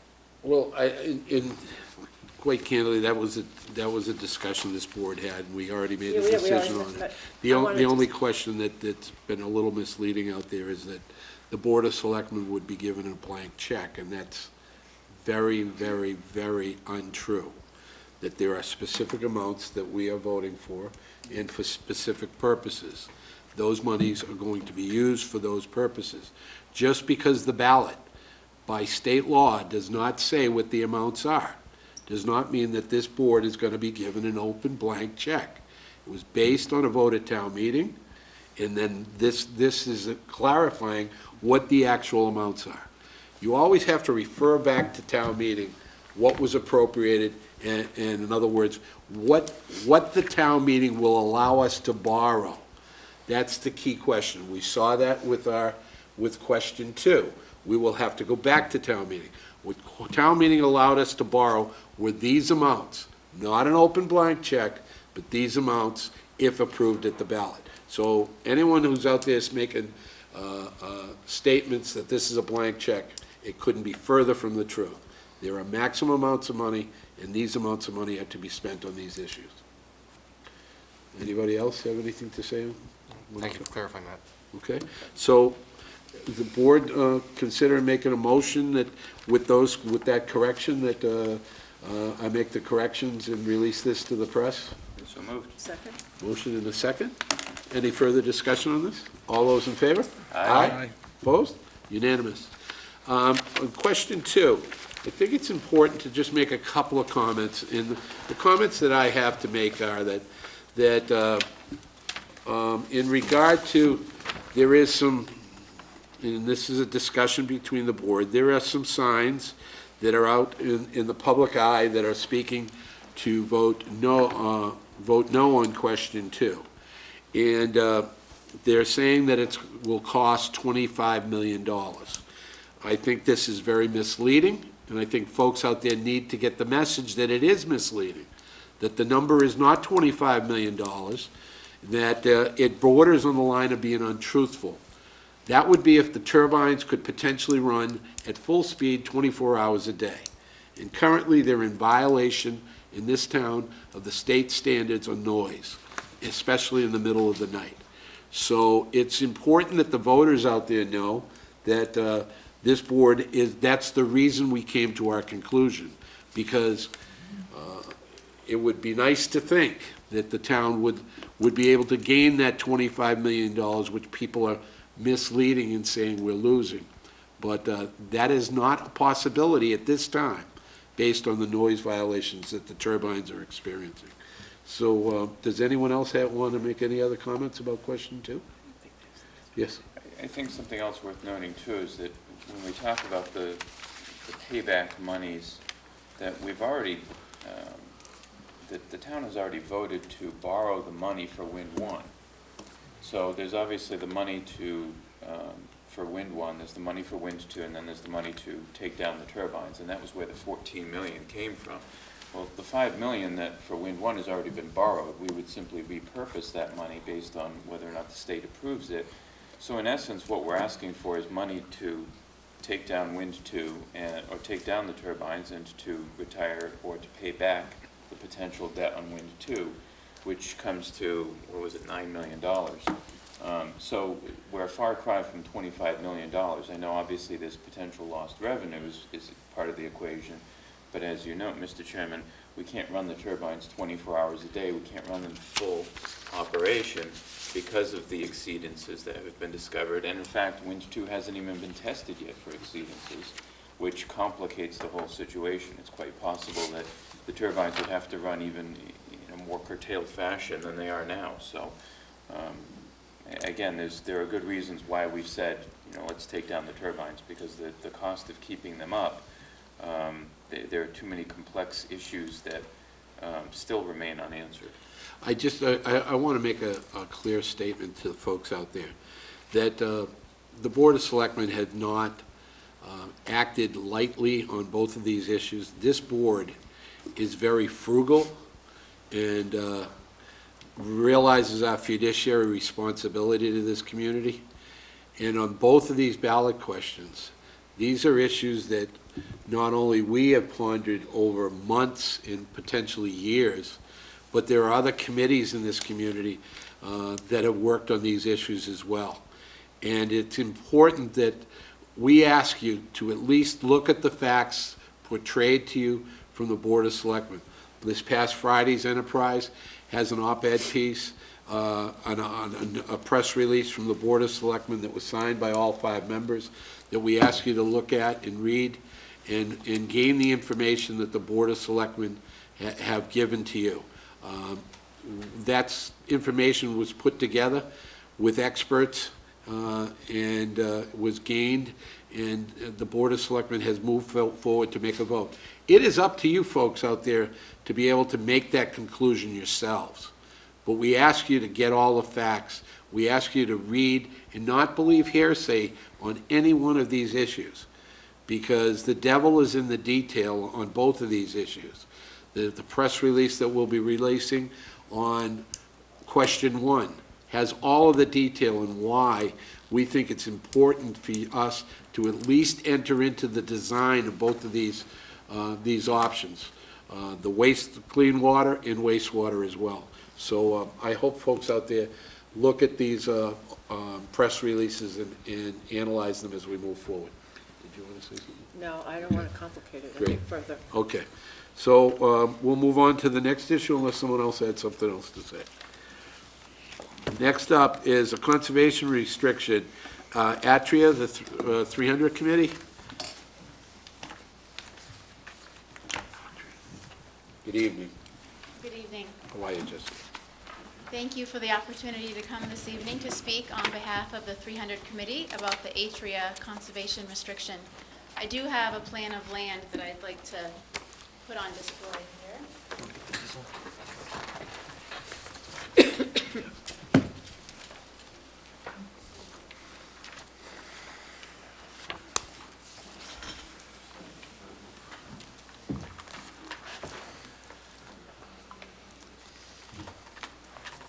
Okay, this plan here shows the Atria Woodbriar property, which is 20 acres on Gifford Street. The property will be subdivided into a 5-acre parcel, which will house the Atria Senior Retirement Facility, which is assisted living under construction by the Atria Group. The 15-acre parcel that I'm here to talk about this evening will be transferred to our organization, the 300 Committee Land Trust, and we will then convey a conservation restriction to the Compact of Conservation Trusts. A little bit of background about this is that in 2009, when the Zoning Board of Appeals reviewed the request from Atria to construct the senior care retirement facility, they were required to set aside the 14.75 acres of open space. The land that is set aside as open space is within the natural heritage endangered species area. So it is subject to the Natural Heritage Program and their regulations. And the Zoning Board of Appeals recognized that and required that the land be permanently restricted as open space. The 300 Committee was approached in 2009, and our board reviewed this and voted in 2010 to accept the property. We do not own the property yet. We will not own the property until Atria Woodbriar receives their occupancy permit for the building. Once they receive that, they'll transfer the land to us, which we expect to happen sometime in early July. And we will immediately convey the conservation restriction to the Compact of Conservation Trusts. It has to be a simultaneous transaction. So this presentation this evening is to prepare this conservation restriction so that it can go to the state for the final approval, and we can have everything ready to be recorded at the beginning of July. A lot of what you'll see in this conservation restriction is standard in the sense that we are aiming to protect the conservation values of the property. There's quite a lot of frontage on 2 ponds. There's 700 feet of frontage on the shoreline of Jones Pond, which is in this corner of the property. And there's 800 feet of frontage on Souls Pond, which is a 4-acre freshwater pond. The property also contains wetlands as well, so the conservation restriction itself will ensure that the shoreline, the wetlands, and the field habitat is maintained. We do have reserved rights to have an ADA compliant trail installed on the property. That will be done by Atria before the land is transferred to the 300 Committee. And we will also have benches installed, so there'll be a nice viewing area. And we have reserved rights to reinstall the boardwalks. There were 2 boardwalks there when this land was utilized as the Woodbriar Golf Course. The boardwalks have been removed by Atria, but we do have the right to reinstall those so that we can have a continuous loop around that area for walking. So the land will be owned by the 300 Committee, open to the public as one of our conservation parcels, and also right next to this senior care retirement facility. So they'll have the benefit of 14.75 acres of protected open space in their backyard. I just passed out to the board, I had asked the town manager what the net loss was in taxes on this, and I need to ask you a couple of questions. Atria, as we have just recently heard in some of our meetings with the Falmouth Fire and Rescue, has become a huge burden, or will become a huge burden on this community, meaning the number of increased runs. By providing them, the ZBA required them for open space. But by giving them a conservation restriction, don't we in fact drop their taxes? I mean, they're required to have this as open space.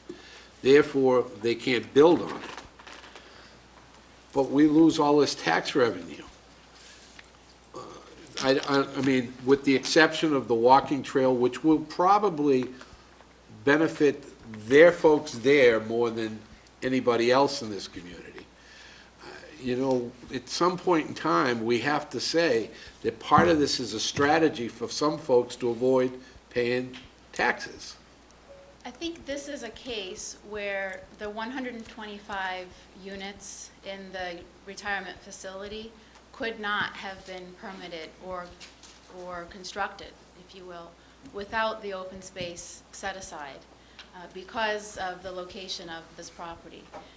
And it's my understanding the building is 125,000 square feet, 125 units, 20% of those are affordable.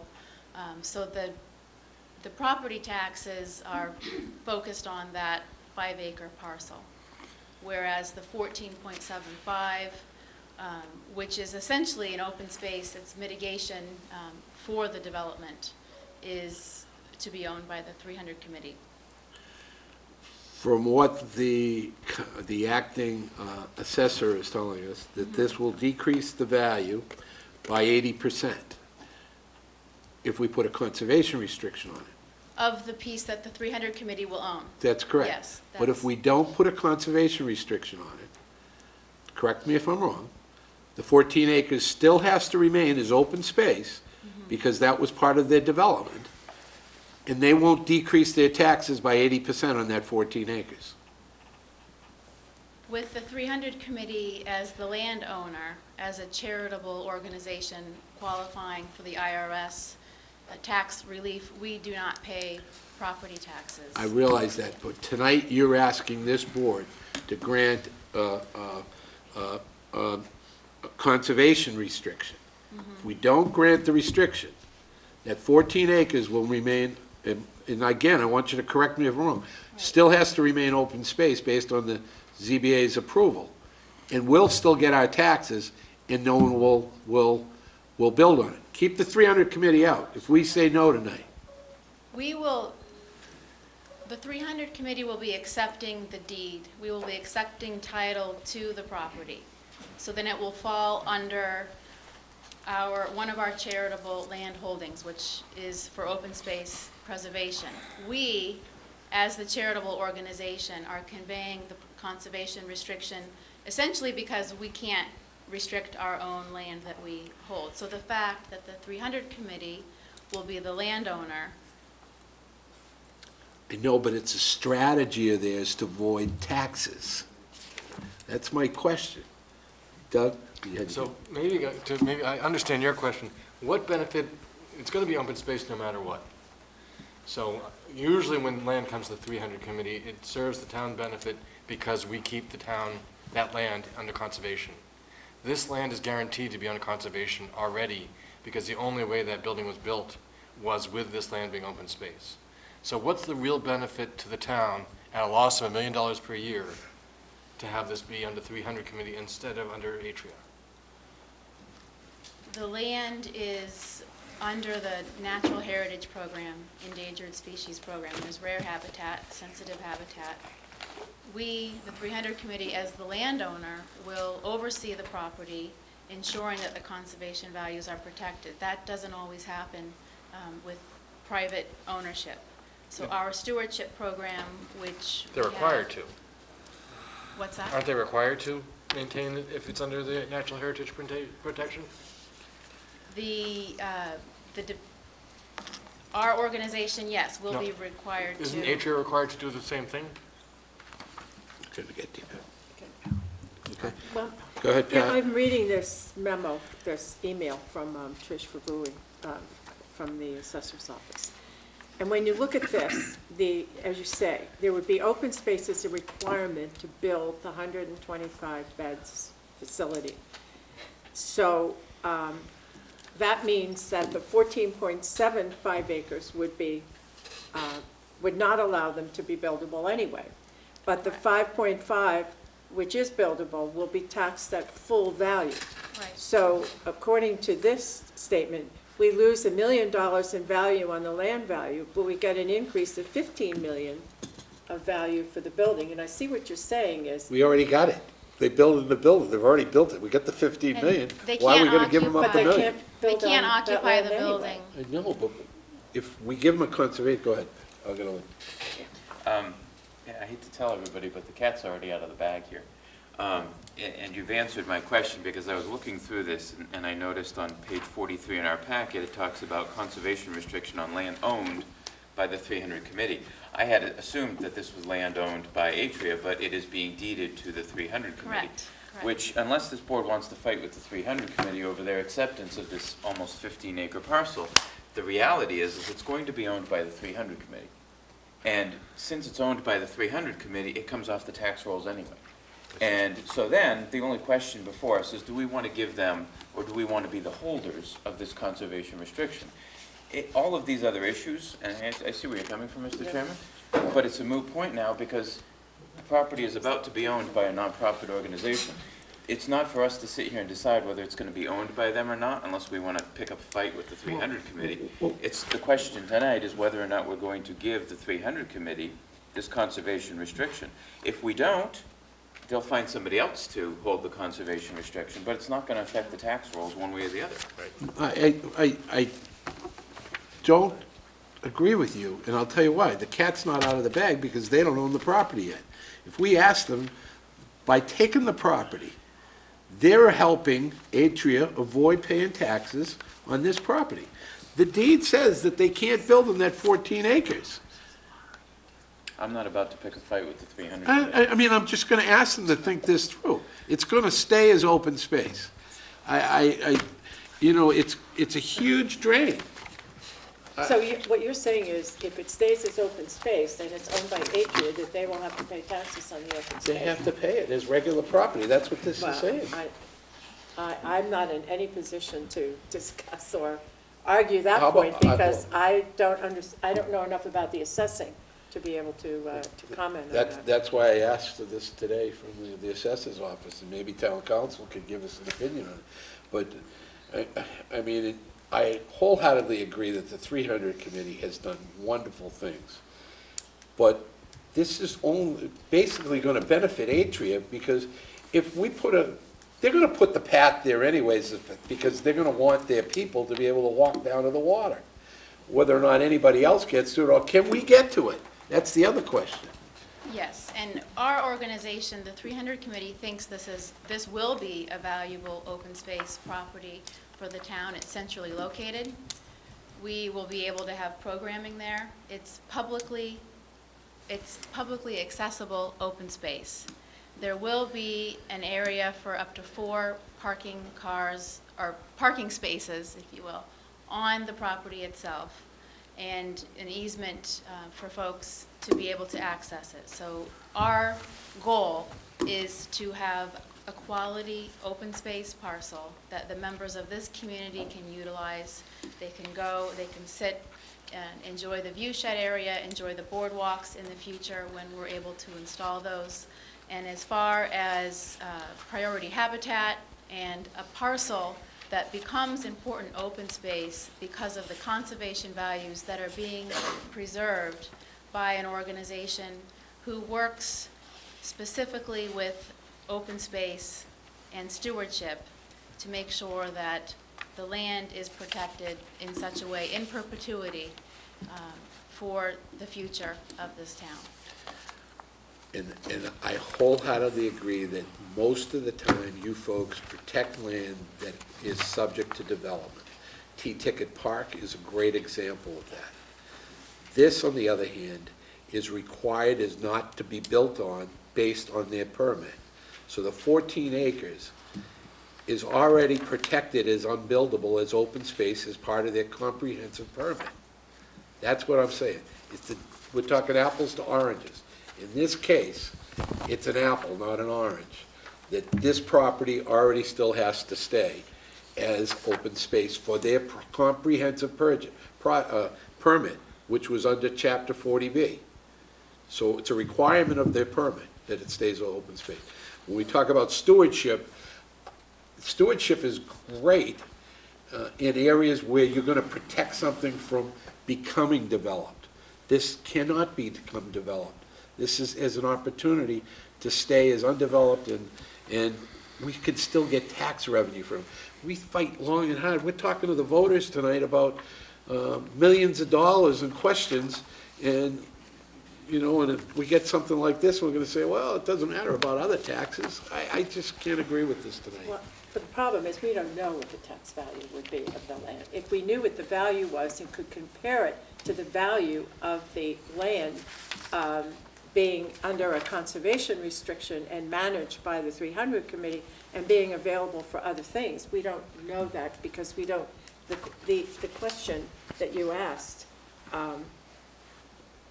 would it lower the town taxes, and if so, you know, what would that be? But that question wasn't really answered in the response. So maybe we need to get the question answered. Sure it is. Where is it answered? We are losing about $1 million in value in the land, but we're getting an increase they're getting an increase of $15 million in the building, but that's there anyways. Value of what land, though?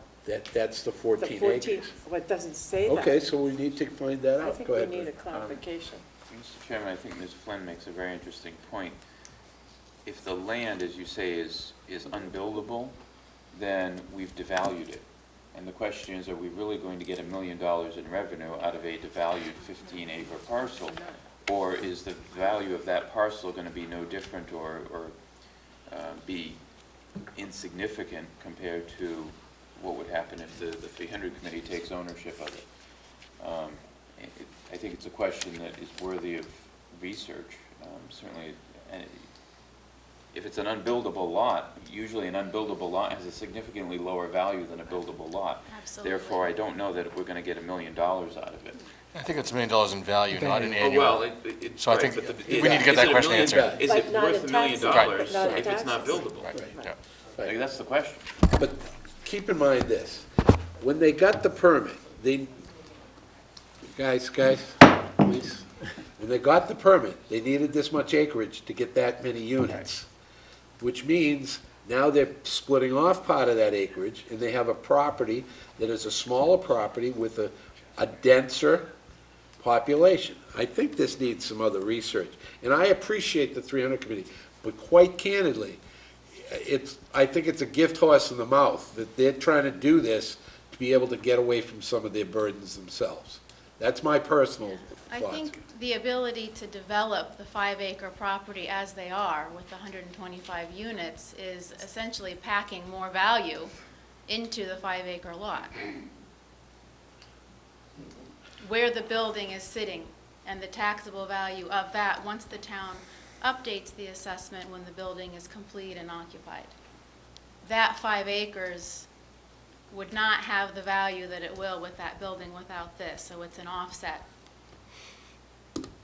The offset was based on the total amount of acreage. Out of the 20. Right, the total number, the total acreage, that's where the offset came. All right, what's the board's pleasure? I think we really need to get a little more definitive information, my personal thoughts, but. Well, I think if you want an answer to those questions, we should put it back on for next week and get the answer. All right, well, I think we need to if ask town that's, council and the assessor's office to both come back. To and- give us the answers to those questions. Is that, all right, then I would move that we Continue. take it up next week at a time We certain. don't need a motion. We don't, we usually continue it? Well, It's, is this a public hearing? no, It's not a public hearing, so we don't need a Okay. motion. Okay. So there is no motion. Would you like to say something, Mr. Sheriff? Come right up.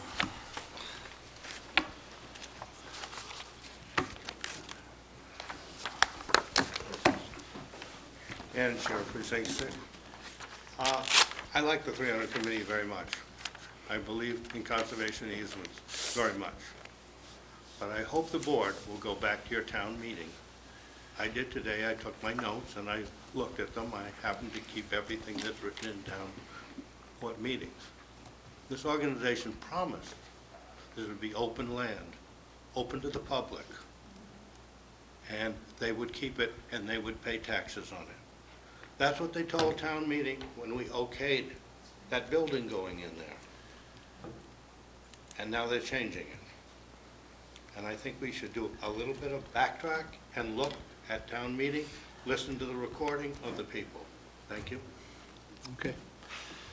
I think we can tax the town manager's office to do that research for us.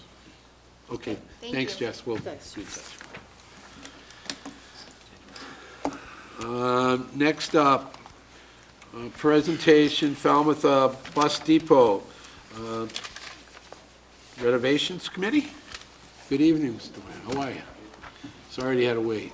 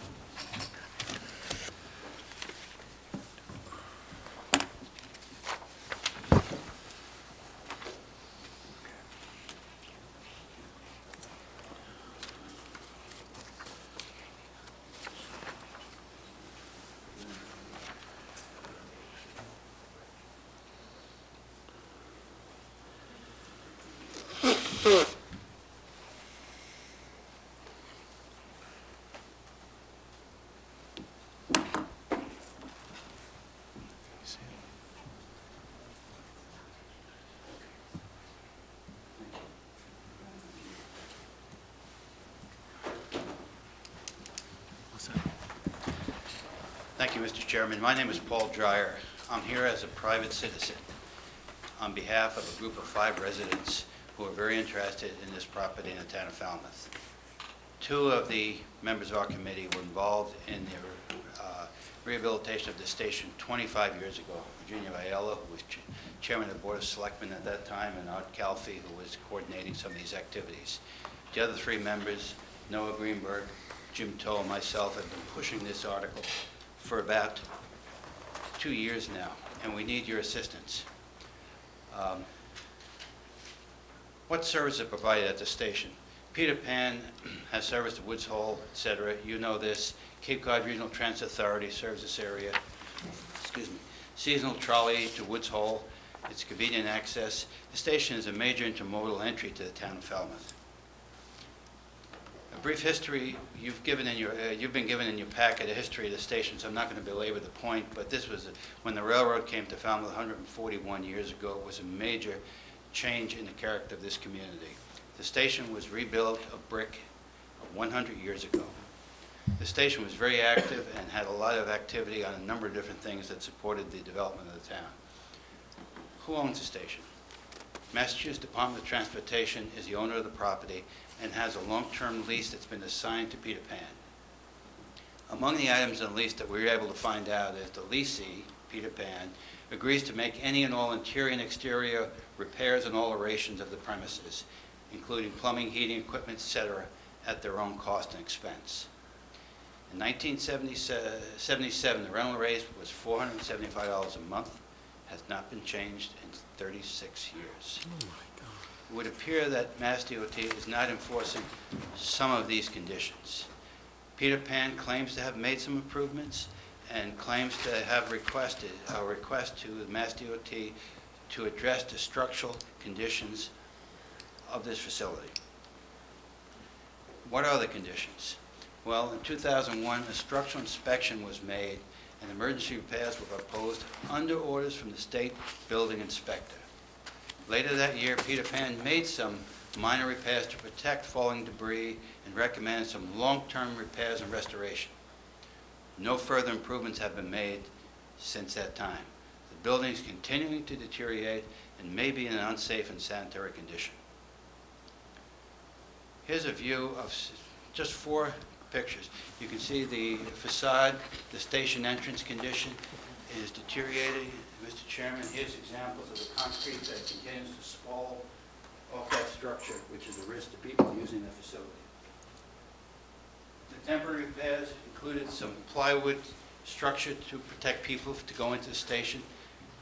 You can see the restroom facilities are not particularly impressive, and there are leaks that are causing mold and other conditions inside the building. What are the recent efforts in this area?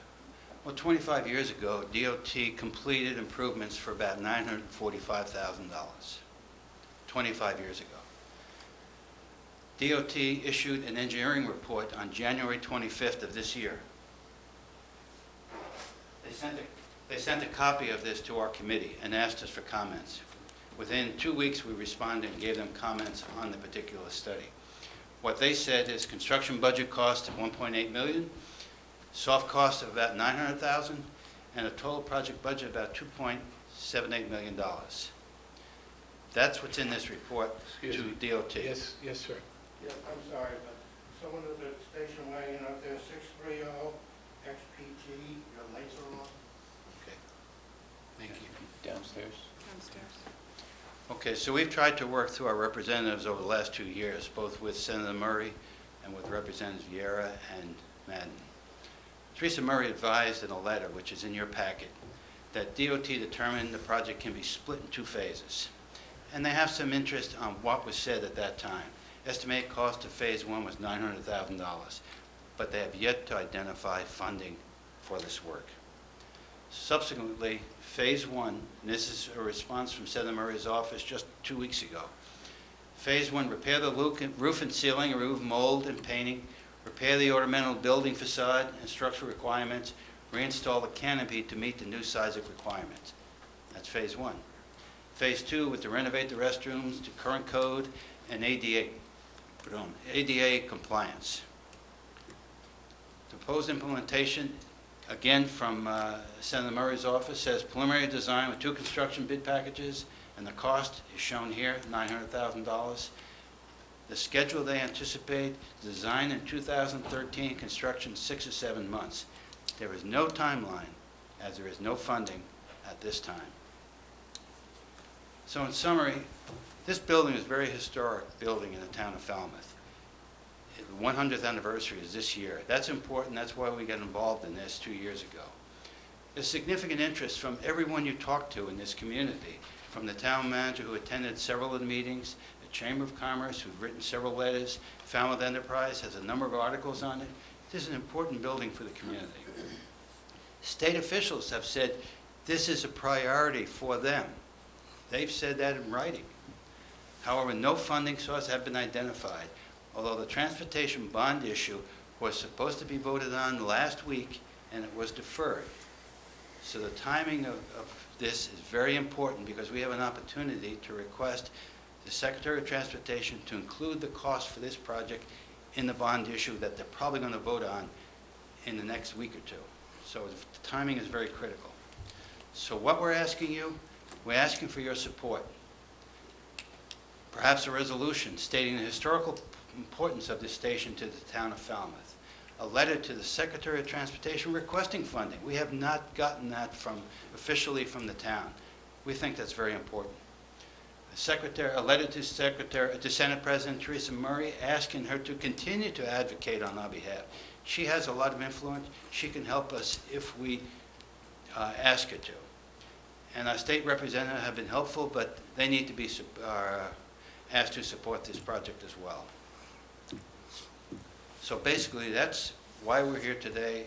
I'm trying to be very brief. You have a packet of information, but we think this is a very important issue. You have many other critical issues to deal with. We think it's important, and the timing of it is very, very critical. So I thank you for your time, and hopefully you'll feel the way we do. One other point I'd like to mention is that BU has 3 graduate students who are beginning a landscape inventory of the town of Falmouth. They had a meeting in February where a bunch of representatives got together and tried to identify what they consider cultural and natural resource issues for the town of Falmouth.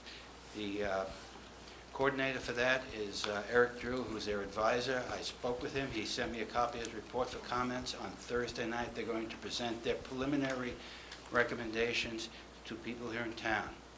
And the bus station is included, a very high point on their inventory as a cultural item, not an open space inventory. So we think this is important, and we appreciate your support. Thank you.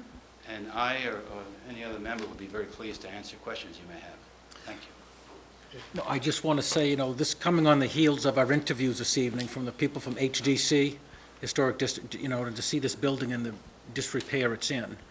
is shameful. And I know when David Vieira came in here and did his report, I don't know, in January, he explained this, and that Peter Pan was not keeping up their part of the bargain. I didn't know they had the place for $6,000 a year. It's an absolute shame that they've let it get in this condition, and I hope there's something this board in its power is able to do to jumpstart this.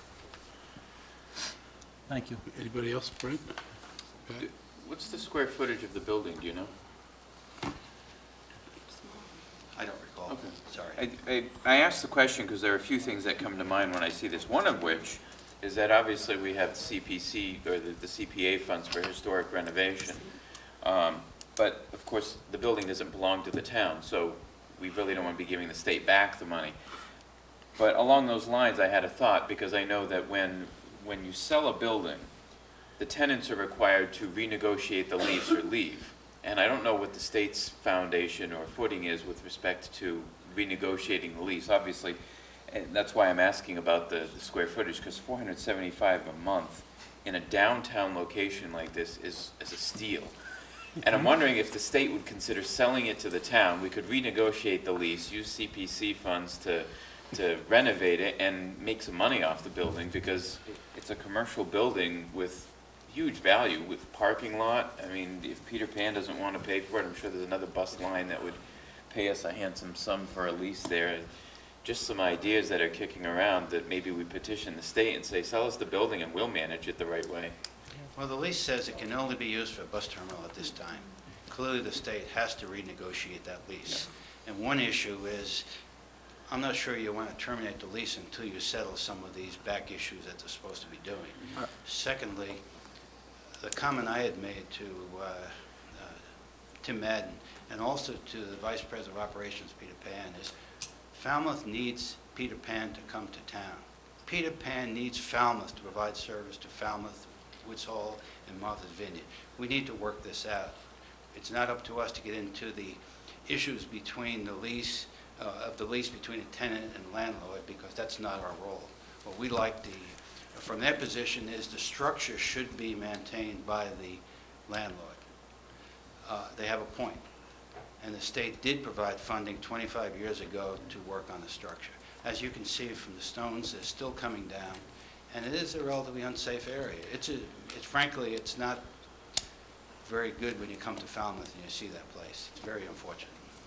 Well, I was going to suggest that we send a letter to Secretary Davies, Senate President Murray, and Reps Vieira and Madden, and get a letter off to them right away, and follow up and make sure that they can get some money in that transportation bond bill before it closes. So we could do that.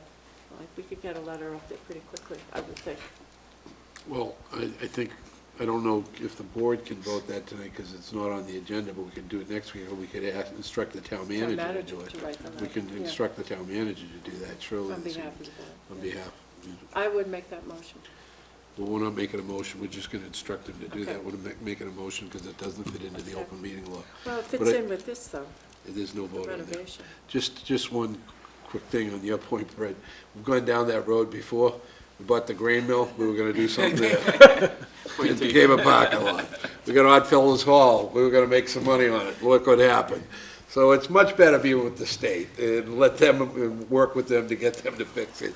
The other point is, we really do need Peter Pan, unless there's another company that wants to come in here. It provides a vital service. And you're exactly right, Mr. Dwyer. We need the state to negotiate that, because we need them, but we also need them to be good tenants there as well for the community. Sure, their ridership would go up too if it was more pleasant place to wait for a bus, but. Well, there's a couple of issues there. One, if we get the building structurally, the building is sound according to this report, structurally. So it needs the facade, needs some improvement. If we were to get that building in very good shape, there's a number of things that could be done. I mean, it could be a cafe, it could be a museum. There's 2 railroad tracks behind that perhaps we can get a railroad car, put a museum in there. There's a number of things we can do. The link to Highfield is a very important one. This is a very important part of town, and we shouldn't lose this historic structure. Okay. Jane, did you have your hand up? Yes, can I make a couple comments? You sure may.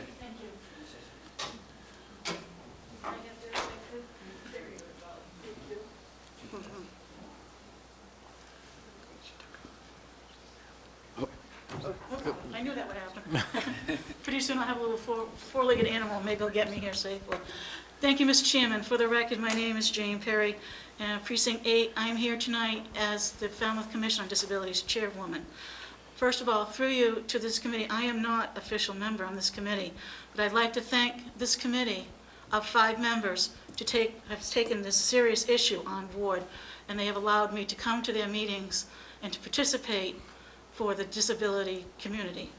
This building is very much in disrepair, not only aesthetically, safely, but as Mr. Dreyer mentioned, there are many, many disability compliance, ADA compliance, architectural access barrier codes compliance. I can tell you a couple. I was there today. 2 years ago, Peter Pan did some construction. The roof leaked, and they replaced the roof. It was around March 2 years ago, because I went to use that bus station to go to Boston to a conference. Do you know where the access to that building was? It was around back. There was 2 steps, no ramp. Now, granted, the buses are not accessible for a wheelchair, but the Cape Cod Regional Transit Authority does go through there, the Sea Line and the Wish Trolley, and they are accessible to anybody with a mobility device, such as a wheelchair, a walker, a cane, or even crutches. Outside, the place for them to park for someone using mobility has no signage. It's not striped. To go into the door that's right there now, the poundage is correct, 5 pounds. However, that door is very heavy for someone to open it and then have a mobility device to go into that. The curb cut is on the correct side where the parking space is. However, there is no signage there. The threshold does not meet ADA regulations or actual architectural access board regulations. The restrooms have no signage. So if you were someone who was blind or visually impaired, I don't think you want to go into the men's room opposed to the ladies' room, or vice versa of the gender. The restrooms and the female restrooms do not meet code. The door is not wide enough, and there is no signage. And lastly, the ticket counter does not meet code. So those are my concerns. I have mentioned them to this committee. I have talked to Representative Vieira and Madden about them, and I urge you 110%, if anything you can do to make not only this historical building, but an accessible building for everybody. Because as I always say, I was declared visually impaired, legally blind, when I was 31 years old. So after the incident in Watertown, God help us if you have to become disabled and have to turn your life upside down. So anybody and everybody should be able to access any building, anything that they want to do in life in general. And I urge you to write letters, and I hope I can continue representing the Disability Commission at these meetings and also getting this forward, because I am also a transportation advocate, as I believe many people on this board and this community knows how much transportation is a very important in my life, because I do not drive. And it's important of the seniors population as we become an aging baby boomer town. So I thank you for the opportunity to speak, and also I'd like to make a little point of personal privilege, if I may, Mr. Chairman, that this board, as well as any other boards or people who come to speak at these meetings, don't realize that this microphone is only for television. However, if you have a hearing problem, there are 4 assistive listening devices that are in the control room that the Commission on Disability purchased, and they are available as long as people sign them out so that we know where they are. And also, I sat here tonight listening about appointments.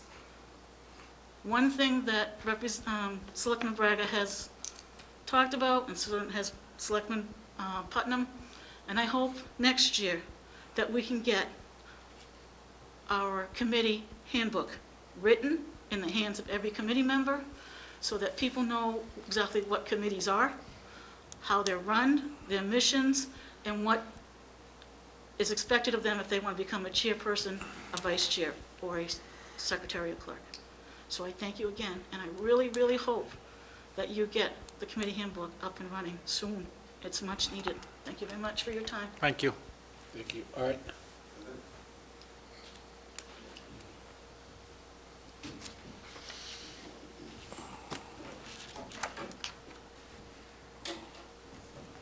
Good evening, Art Kelsey. One question I have is, what else can the board do? We have a good list of people who are going to receive letters. We can't stop there. There must be other things that the board could do to keep this issue current topic with the different people in Boston that need to hear about it. And so there must be a schedule set up to send even more letters, follow-ups. But is there anything you can do that does not fall into the letter category that wakes them up? I'm thinking of some sort of affidavits or petitions, or is there anything on a legal stance that could be exercised here? Well, the only other things I think of will take a little time, like the Mass Cultural Council. Yeah. I mean, they have funding for projects like this too that they can help with, but that takes a while. You have to apply, and then it takes a certain amount of time before they act on it. But that's another possibility. The other possibility is I know that some of the people at Highfield were working on creating a cultural district that goes from Main Street, the Village Green, all the way up to Highfield, and that would include the depot, could be in that cultural district. Okay. So that's another way, maybe, of getting some funds. But that's not going to help us right now. I think the thing that will help us right now is getting the letters out to the state reps to make sure there's some funding in the transportation bond bill. But the next steps would be the Mass Cultural Council. So the state reps have been very, very active getting back to us, and we too have been active in keeping the contacts open here. Right. But it's been going on for too long. Right. I agree. I'm glad that we're meeting here tonight because the people at home get to see what our committee is all about. And I'm glad for that opportunity that they can write letters to the same people or people they might know in Boston and ask them to get on the stick here and let's work towards funding the Mass Depot Transportation Department so that we can get the funding necessary to do this job. And if the public can get involved with asking for this too, I think the more letters possible to do that would be excellent. It would keep the topic on top of everybody's mind. We have a cultural council, our own appointed members, so we should ask them to work on it too. The part that I find unfortunate is that they remodeled that facility and then they let it go back into disrepair. Yes. And unfortunately, that's what happens with the state. You know, we come and spend a lot of money, and we got to make sure that if they do this, that we stay on top of them to keep it maintained, because you can't keep throwing money every 20 years to redo something. That's right, and the rent was kept low for that purpose, so Right. that they would maintain it, and they didn't do it. Okay, thanks, Art. Yes, Mr. Toth.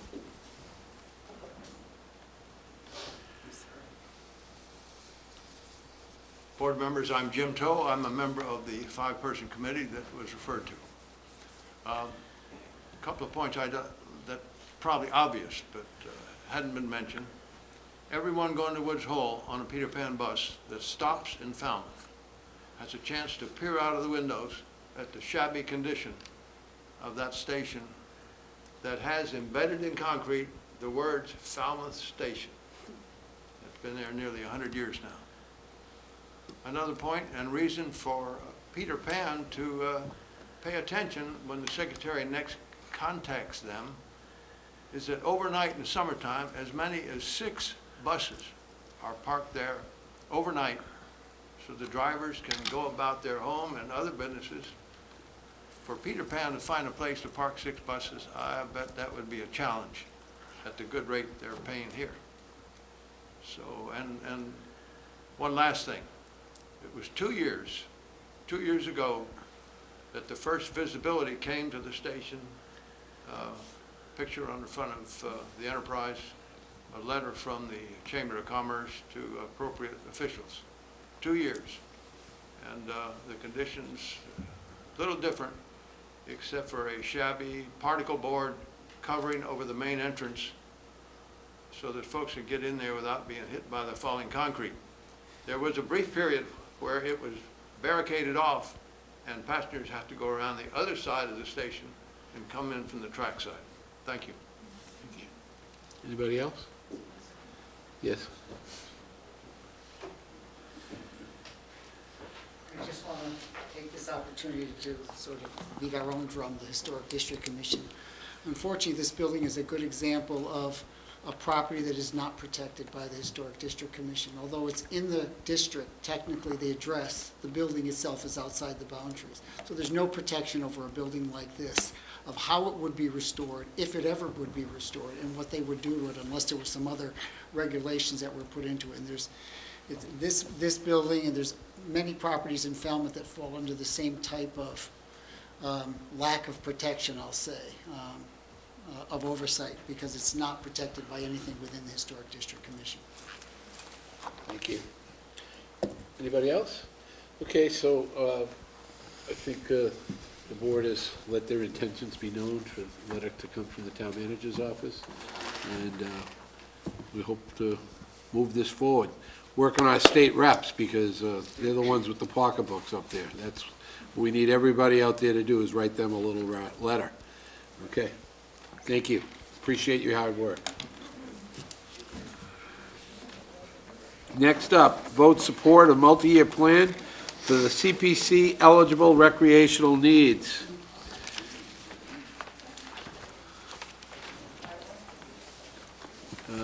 Heather, are you going to frame this for us? Yeah, I'll give you a little bit of background. One, I just want to mention that this is a plan and a strategy. It's intended to be flexible, to be updated annually, and has some stretch goals in it like any good plan. On Thursday of last week, I met with a joint meeting of the Falmouth Recreation Committee and the Beach Committee to present a multi-year plan for seeking funds through the Community Preservation Committee. And this really results in the changes, the recent changes in the Act as of July of 2012 that expanded the definition of open space and recreation to allow for recreational facilities to be constructed on properties not acquired by the CPC fund. We anticipated, as did the Community Preservation Committee, anticipated significant demand from recreational facilities for the use of the CPC fund. And recognizing that, the committee partnered with the town and the Department of Public Works to develop a recreational asset module. And I can share with you at least one draft, and I'll pass this down. That's for the Trotting Park Recreation Area, but there's an asset assessment. I just have one copy here. Happy to share it with you. For each and every one of our recreational properties, starting with the parks and school grounds. The CPC actually funded an additional module to the town's ViewWorks program. So there's an assessment, including a critical rating of each of our recreational properties. So when a project comes to the CPC, they have an assessment, at least a background, to know what the town's view is in terms of the quality of the asset itself. So that was a project that went on over the course of the winter. And then we were confronted with the idea of multiple projects being presented to the CPC. And rather than present competing projects, I convened several meetings with multiple department managers, including the superintendent of schools, the recreation director who's here this evening, the beach superintendent, our systems analyst from DPW, the park superintendent, the athletic director, town engineer, and worked with the Falmouth Bikeways Committee to assess all the projects that may result from the needs assessment.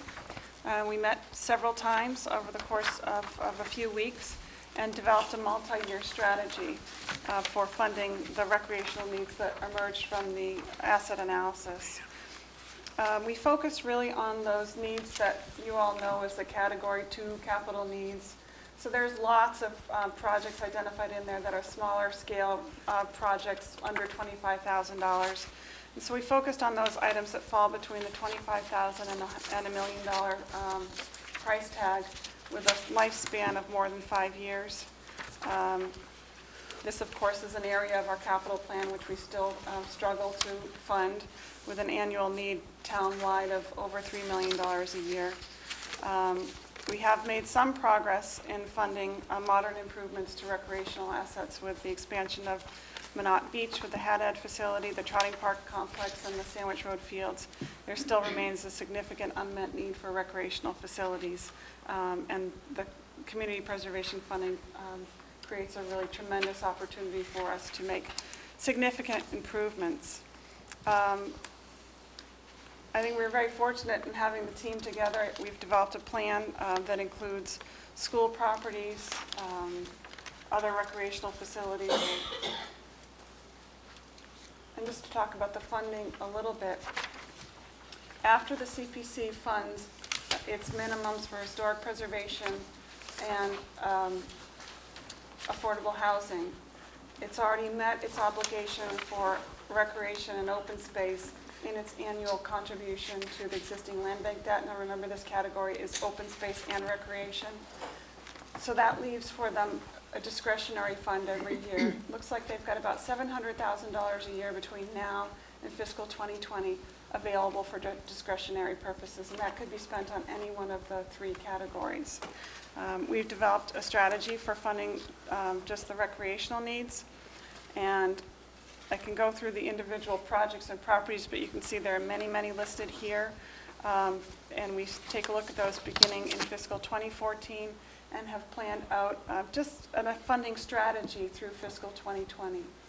And the idea would be to submit requests under the 2014 plan so that when the Board of Selectmen receives an application, whether it be from the Bikeways Committee, the PTO, from the school department, the beach committee, that you know that that fits within a multi-year strategy of overall needs.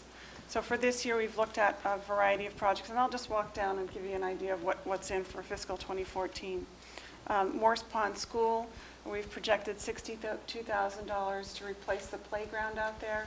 The playground is beyond its useful life. It can no longer be repaired. The repaired parts are no longer made, and it's become a safety issue for the Morse Pond School. The school has begun a minor fundraising campaign. I'm not sure where they're at, but that was the specific request of the Parks Department, in fact, as a priority project for this year. I note that Trotting Park it is looking for additional fundings in future years, but we do expect the private nonprofit Skateboard Association to come in with an application for skate park expansion. I don't know whether that's something for this year or for the next few years, or whether that's a multi-year plan, and I don't know what the funding request will be, but we do expect to see something for them, so I wanted to mark that in there as well. The Sandwich Road Fields, meeting with the Parks Department, we're looking for expected application there of $200,000. And that is to pave the parking lot, create basketball courts, and add fencing that's needed, as well as handicap parking. The Falmouth High School fields, you've all seen the presentations on that field. While CPA funds cannot be used for turf fields, they can be used to help support the creation of the other field that will be necessary in order to build the turf field. So we expect that that group will be in with an application for $250,000. Again, our strategy was to recognize what we know is out there and make this a long-range strategy that makes sense for all the projects. The East Falmouth School, their PTO has raised over $150,000 and maybe more by now to replace one of their playgrounds out there. This $50,000 would replace the last of their playgrounds, which is a toddler preschool area, which is in the same category as the Morse Pond School, one of the older big toy type structures that are very difficult to maintain. The parts are no longer available. The Bikeways Committee, we've placed a $30,000 marker there. They've actually been approved for CPC funding for a bench program back in 2008 prior to the Newton decision, which limited CPC funds, so they will resubmit that application. Beach nourishment is an area that the Beach Committee sees as a priority, in addition to beach gates, which would be a new asset for the beach facilities. When you add all of those projects together, that's about $662,000 in 2014 planned request to the CPC. The feedback from the Beach Committee and the Recreation Committee was extremely positive. They're very grateful that we got together as a staff team, looked at the funding source, looked at what the needs were. This is what we know is ripe for an application for fiscal 14.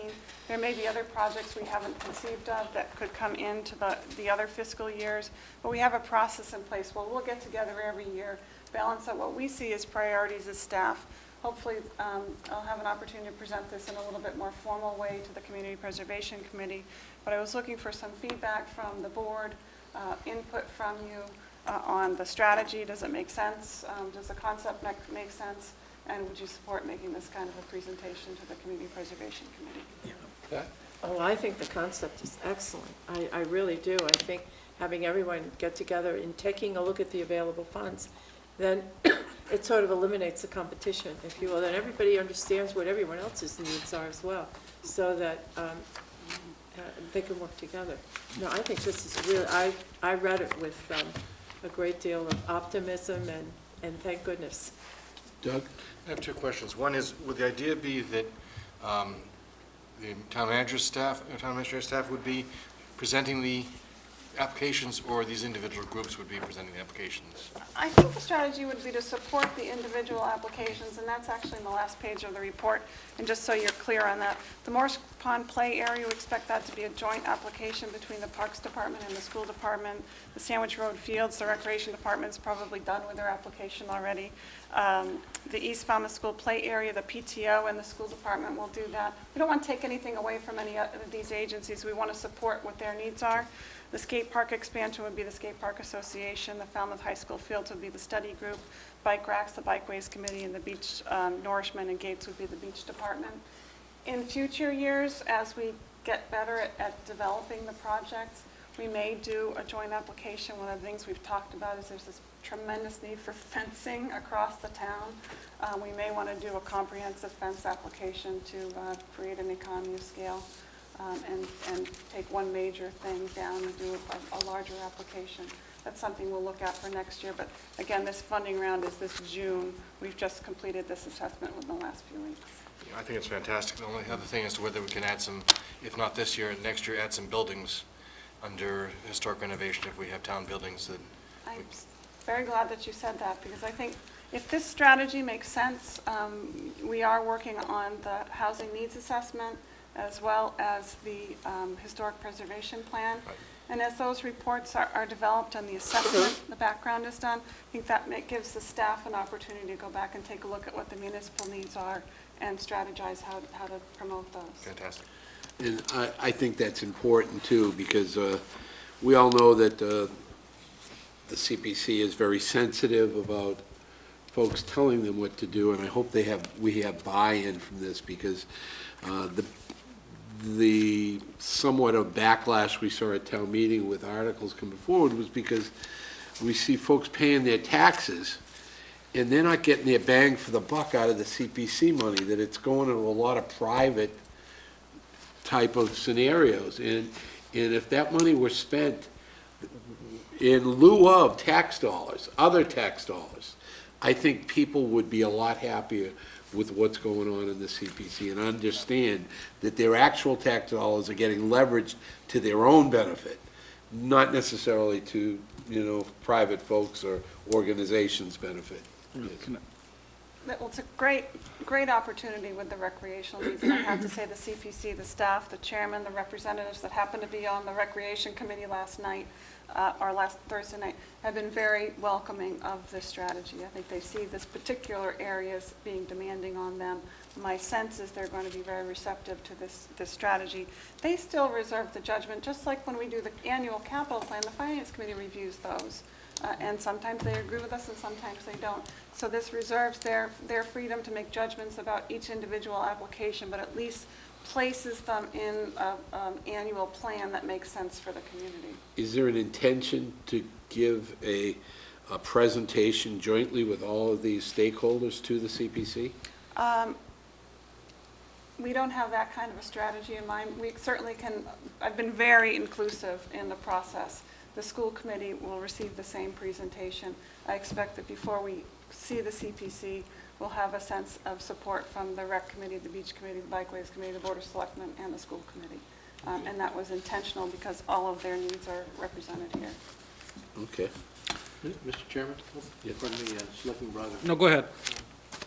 Mr. Chairman, if I just, one note, I do want to commend Heather Harper for spearheading this extraordinary effort. It's commendable and, as I say, extraordinary because of the collaborative nature of it all, as has been amply commented upon.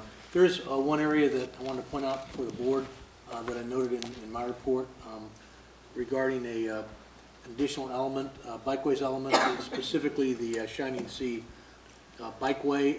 It's come to my attention in my short time here that curiously the Shining Sea bikeway, while it's the second busiest bikeway in the Commonwealth, it is undersized in terms of its construction by state and national standards.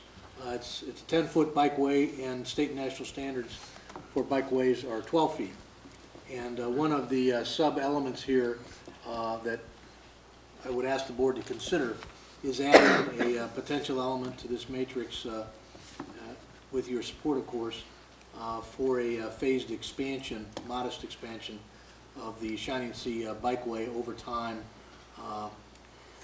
by adding 12 to 24 inches in terms of its width.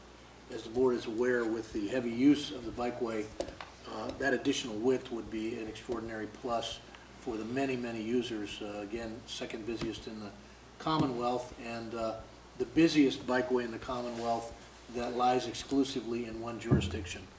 The other bikeway covers multiple municipalities, as the board may be aware.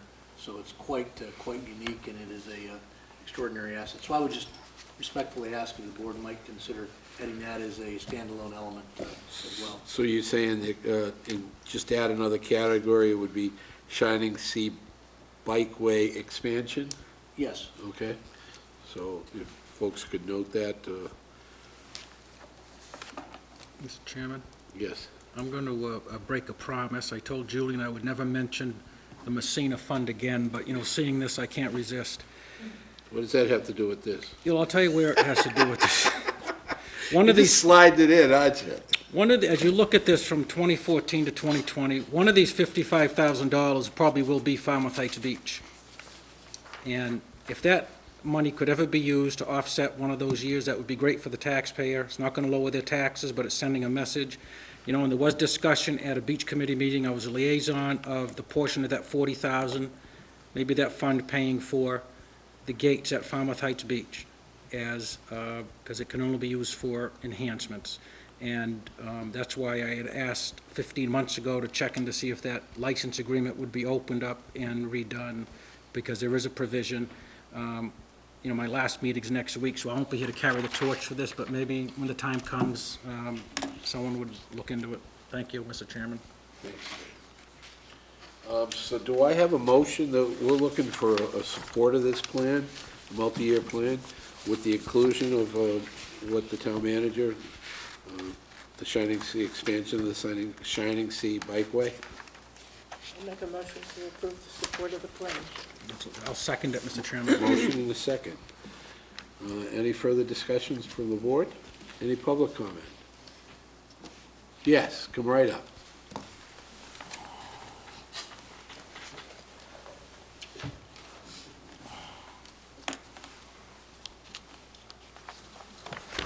Nancy Hayward, West Falmouth, Precinct 5.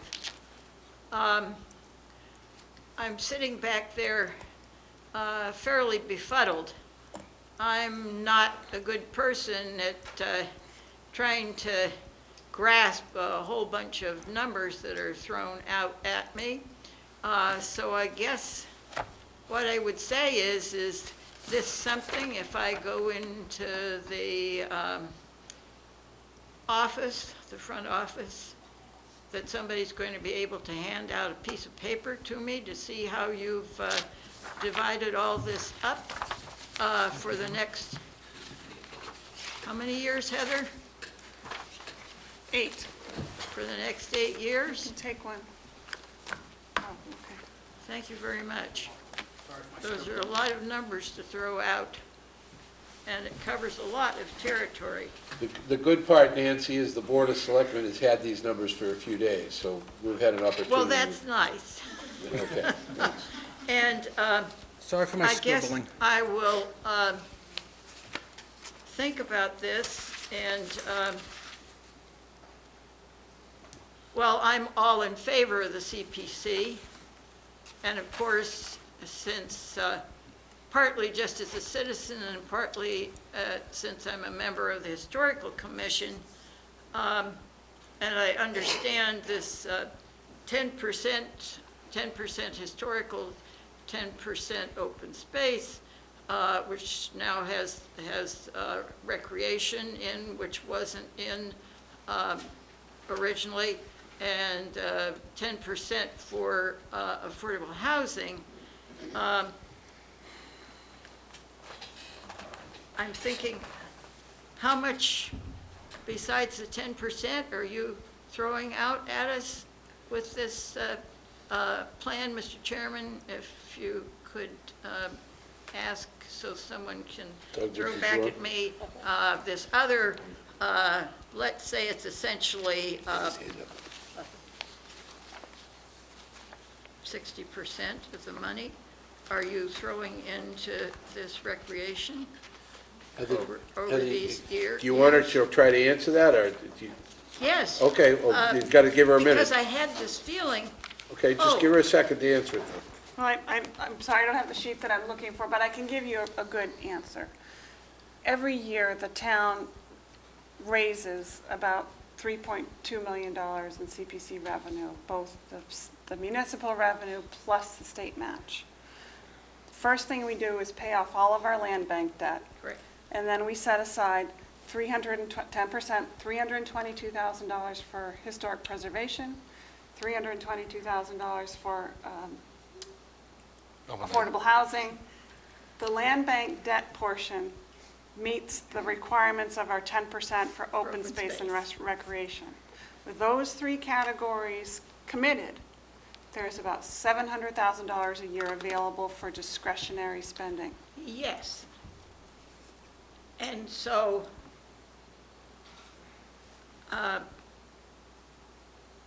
So we want it all for I recreation. like some of those, yes, I like some of those. I will make the statement that I like some of those other categories to get some of that funding.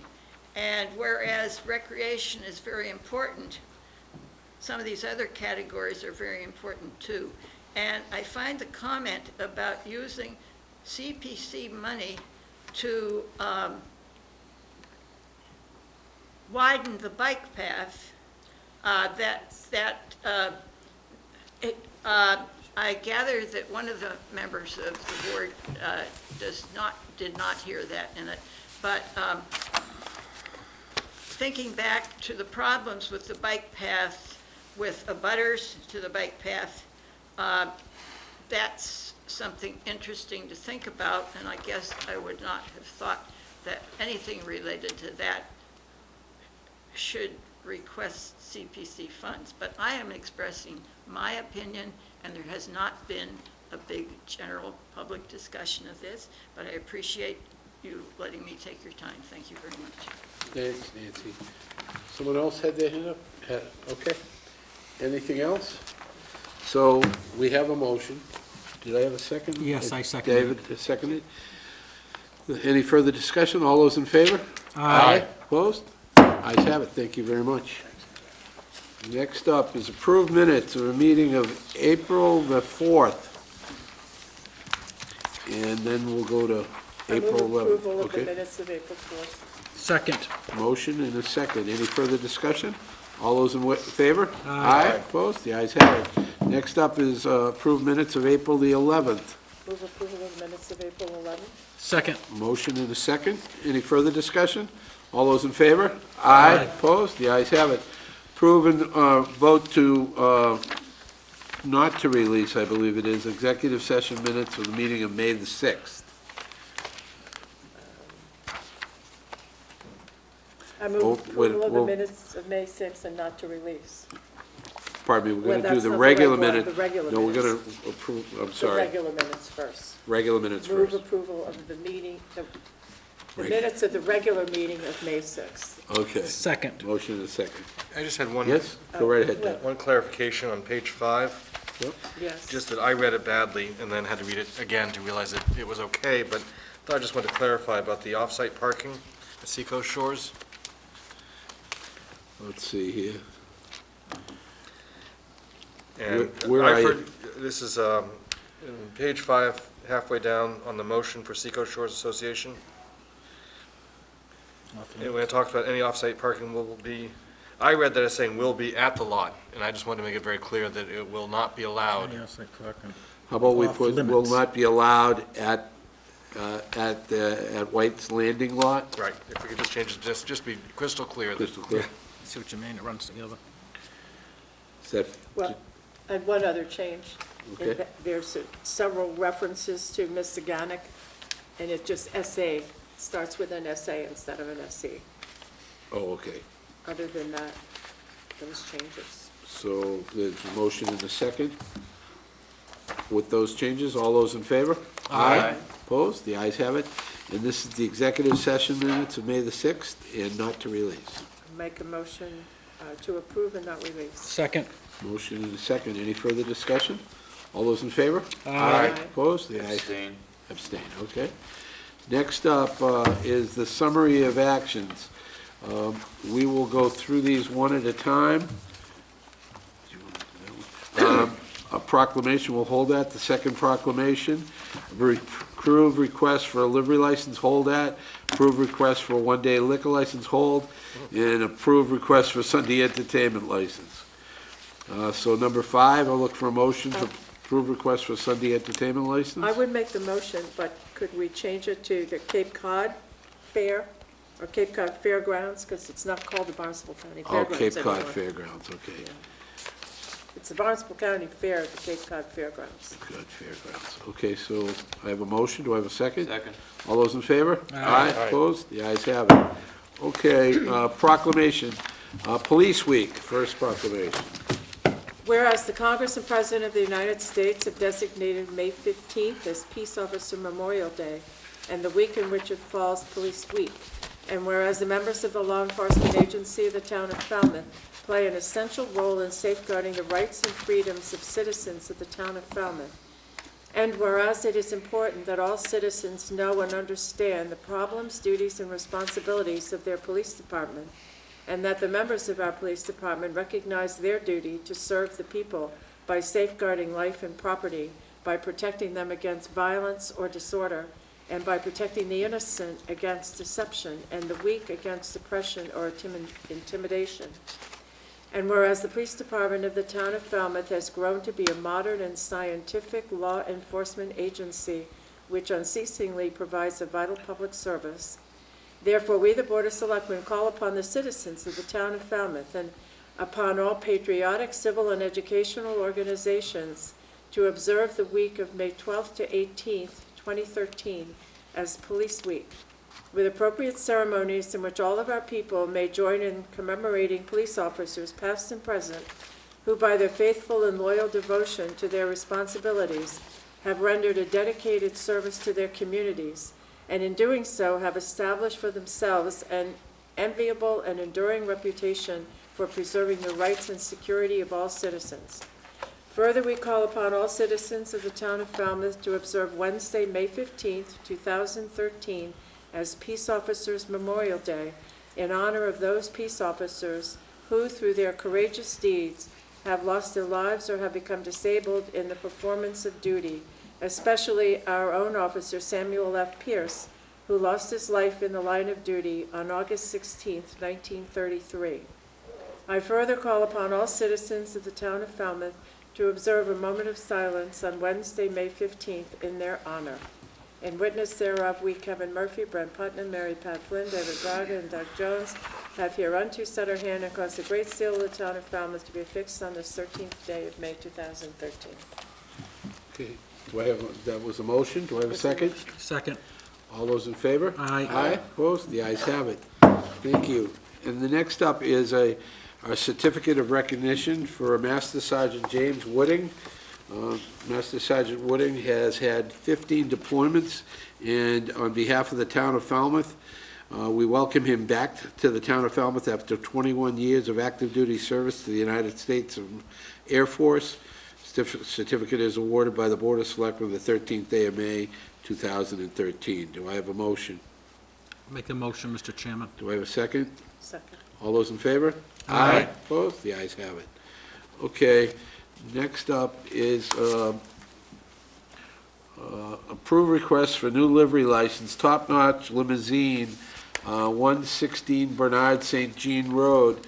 Just for the board's information, received the information today that the applicant, the address on the application on 116 Bernard St. Jean Drive is no longer going to be the location for the housing of the vehicles. The new location will be 10 Edgerton Drive in North Falmouth. Unfortunately, they need to be able to notify the Zoning Board of Appeals to be able to get a ruling on this, on whether or not this is eligible for the application to house the livery license at that location. Yes, good evening. Go ahead. I'm sorry, 1 second. Go ahead. Just a procedural thing, and I guess if this has to go back to the ZBA, then we can address my procedural concern, but I don't think this belongs under summary of actions. I mean, this is a new license, and I think this should have been on the agenda as a specific item as opposed to being in the summary of actions, which is usually reserved for cursory approvals of things that have come before us in the past that simply need renewals. I think in a situation such as this, where we're talking about a new license, it should have been noticed as a separate and distinct item on the agenda. That's not a problem. It does have to come back. Yes, good evening and welcome. Hello, my name is Sherry Jollymar. I'm applying for the livery license in the town of Falmouth as a resident of Falmouth. I've been in the business for the last 12 years, working for other people, other companies on Cape. I would like to branch off and stay in my local town as my kids go to school here, and I have resided in this town pretty much my whole life. I am great at my job.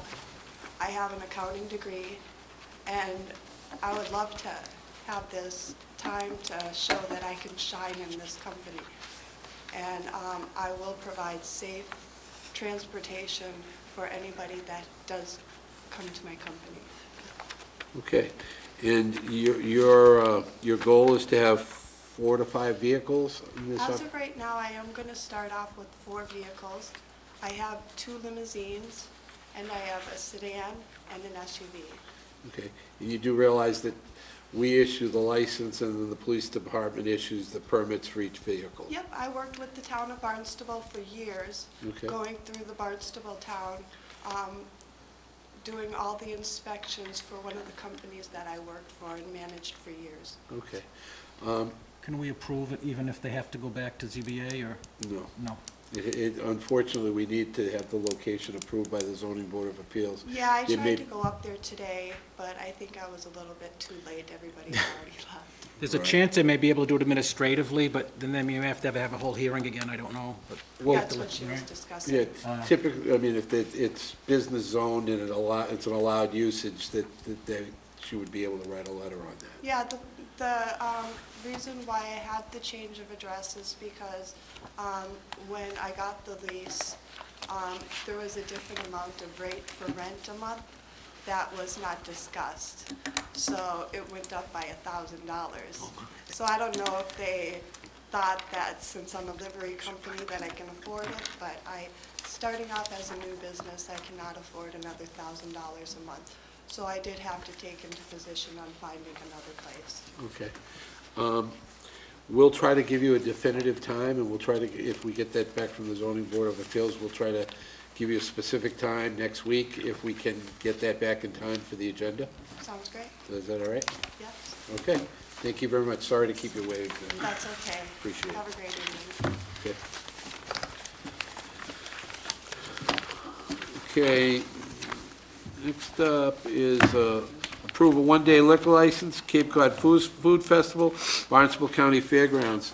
Just for disclosure purposes, I'm the holder of an all-alcoholic seasonal liquor license. Do I have a motion to approve? Make a motion to approve, Mr. Chairman. Second. Motion and a second. Any further discussion? All those, Yes. oh, go right ahead. I think Yep. our application needs to be changed to say Cape Cod Fairgrounds. Okay, Yes, because it still says Barnstable County. all right, we'll mention that to the office. So we made a motion and a second. All those in favor? Aye. Opposed? The ayes have it. That concludes our agenda for this evening. We'll go first to the town manager's report. Thank you, Mr. Chairman. Just a couple items. I was pleased to attend a very impressive presentation sponsored by Hui this past week entitled Fukushima in the Ocean, which included a notable array of both local and international scientists. It is the latest issue of International Impact involving the oceans, in which Hui scientists have a significant role. I have given each selectman a copy of the publication, which was generated with this topic as the focus. Also, Mr. Chairman, members of the board, Wednesday of this week, May 15th at 10 a.m., will be the annual Police Officer Memorial solemn ceremony in front of the police department. That, of course, was noted in the proclamation which was read a few moments ago, and I look forward to attending that ceremony and welcome all interested members of the general public to join us as well. That concludes my report. Thank you. Anything else from the board? Yes, you all received a letter from Ron Beatty from Barnstable, from West Barnstable, and he was notifying us about a recall provision in the county charter. So I wanted to make sure that you understood what this was all about. When the last county charter was approved, it went up to the legislature with a section on recall. Only the legislature removed that section out of the charter. Now, why, we don't know. Whether you will notice that there isn't anything in the legislative act about recall provisions for state reps. But anyway, it was removed. But the word recall was still in the paragraph heading. So the clerk from the county asked that that word be removed, which it was, and it called attention to the fact that there was no recall provision.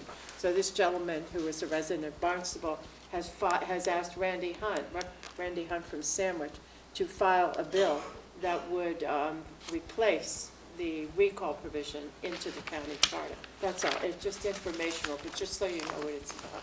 I don't think there's anybody that really objects to it. We have a recall provision in our charter. I just wanted to make a couple comments. Last week, Selectman Bragger and I sat in on the a LIP application that will be moving forward to the Board of Selectmen.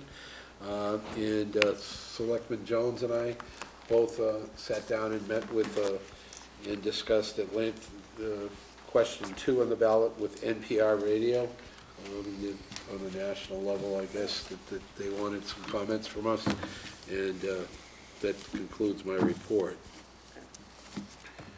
Anything else? Anybody else? No, next week. Huh? Next week I'll have something to say, nothing now. I've got a minute and a half allotted to you. Don't come in with that legal pad that you've been holding. Well, I can't, what am I gonna say? Do I look for a motion to adjourn. Make a motion to adjourn, Mr. Chairman. Motion, do I have a second? Second. All those in favor? Aye. Aye. Opposed? The ayes have it. Thank you.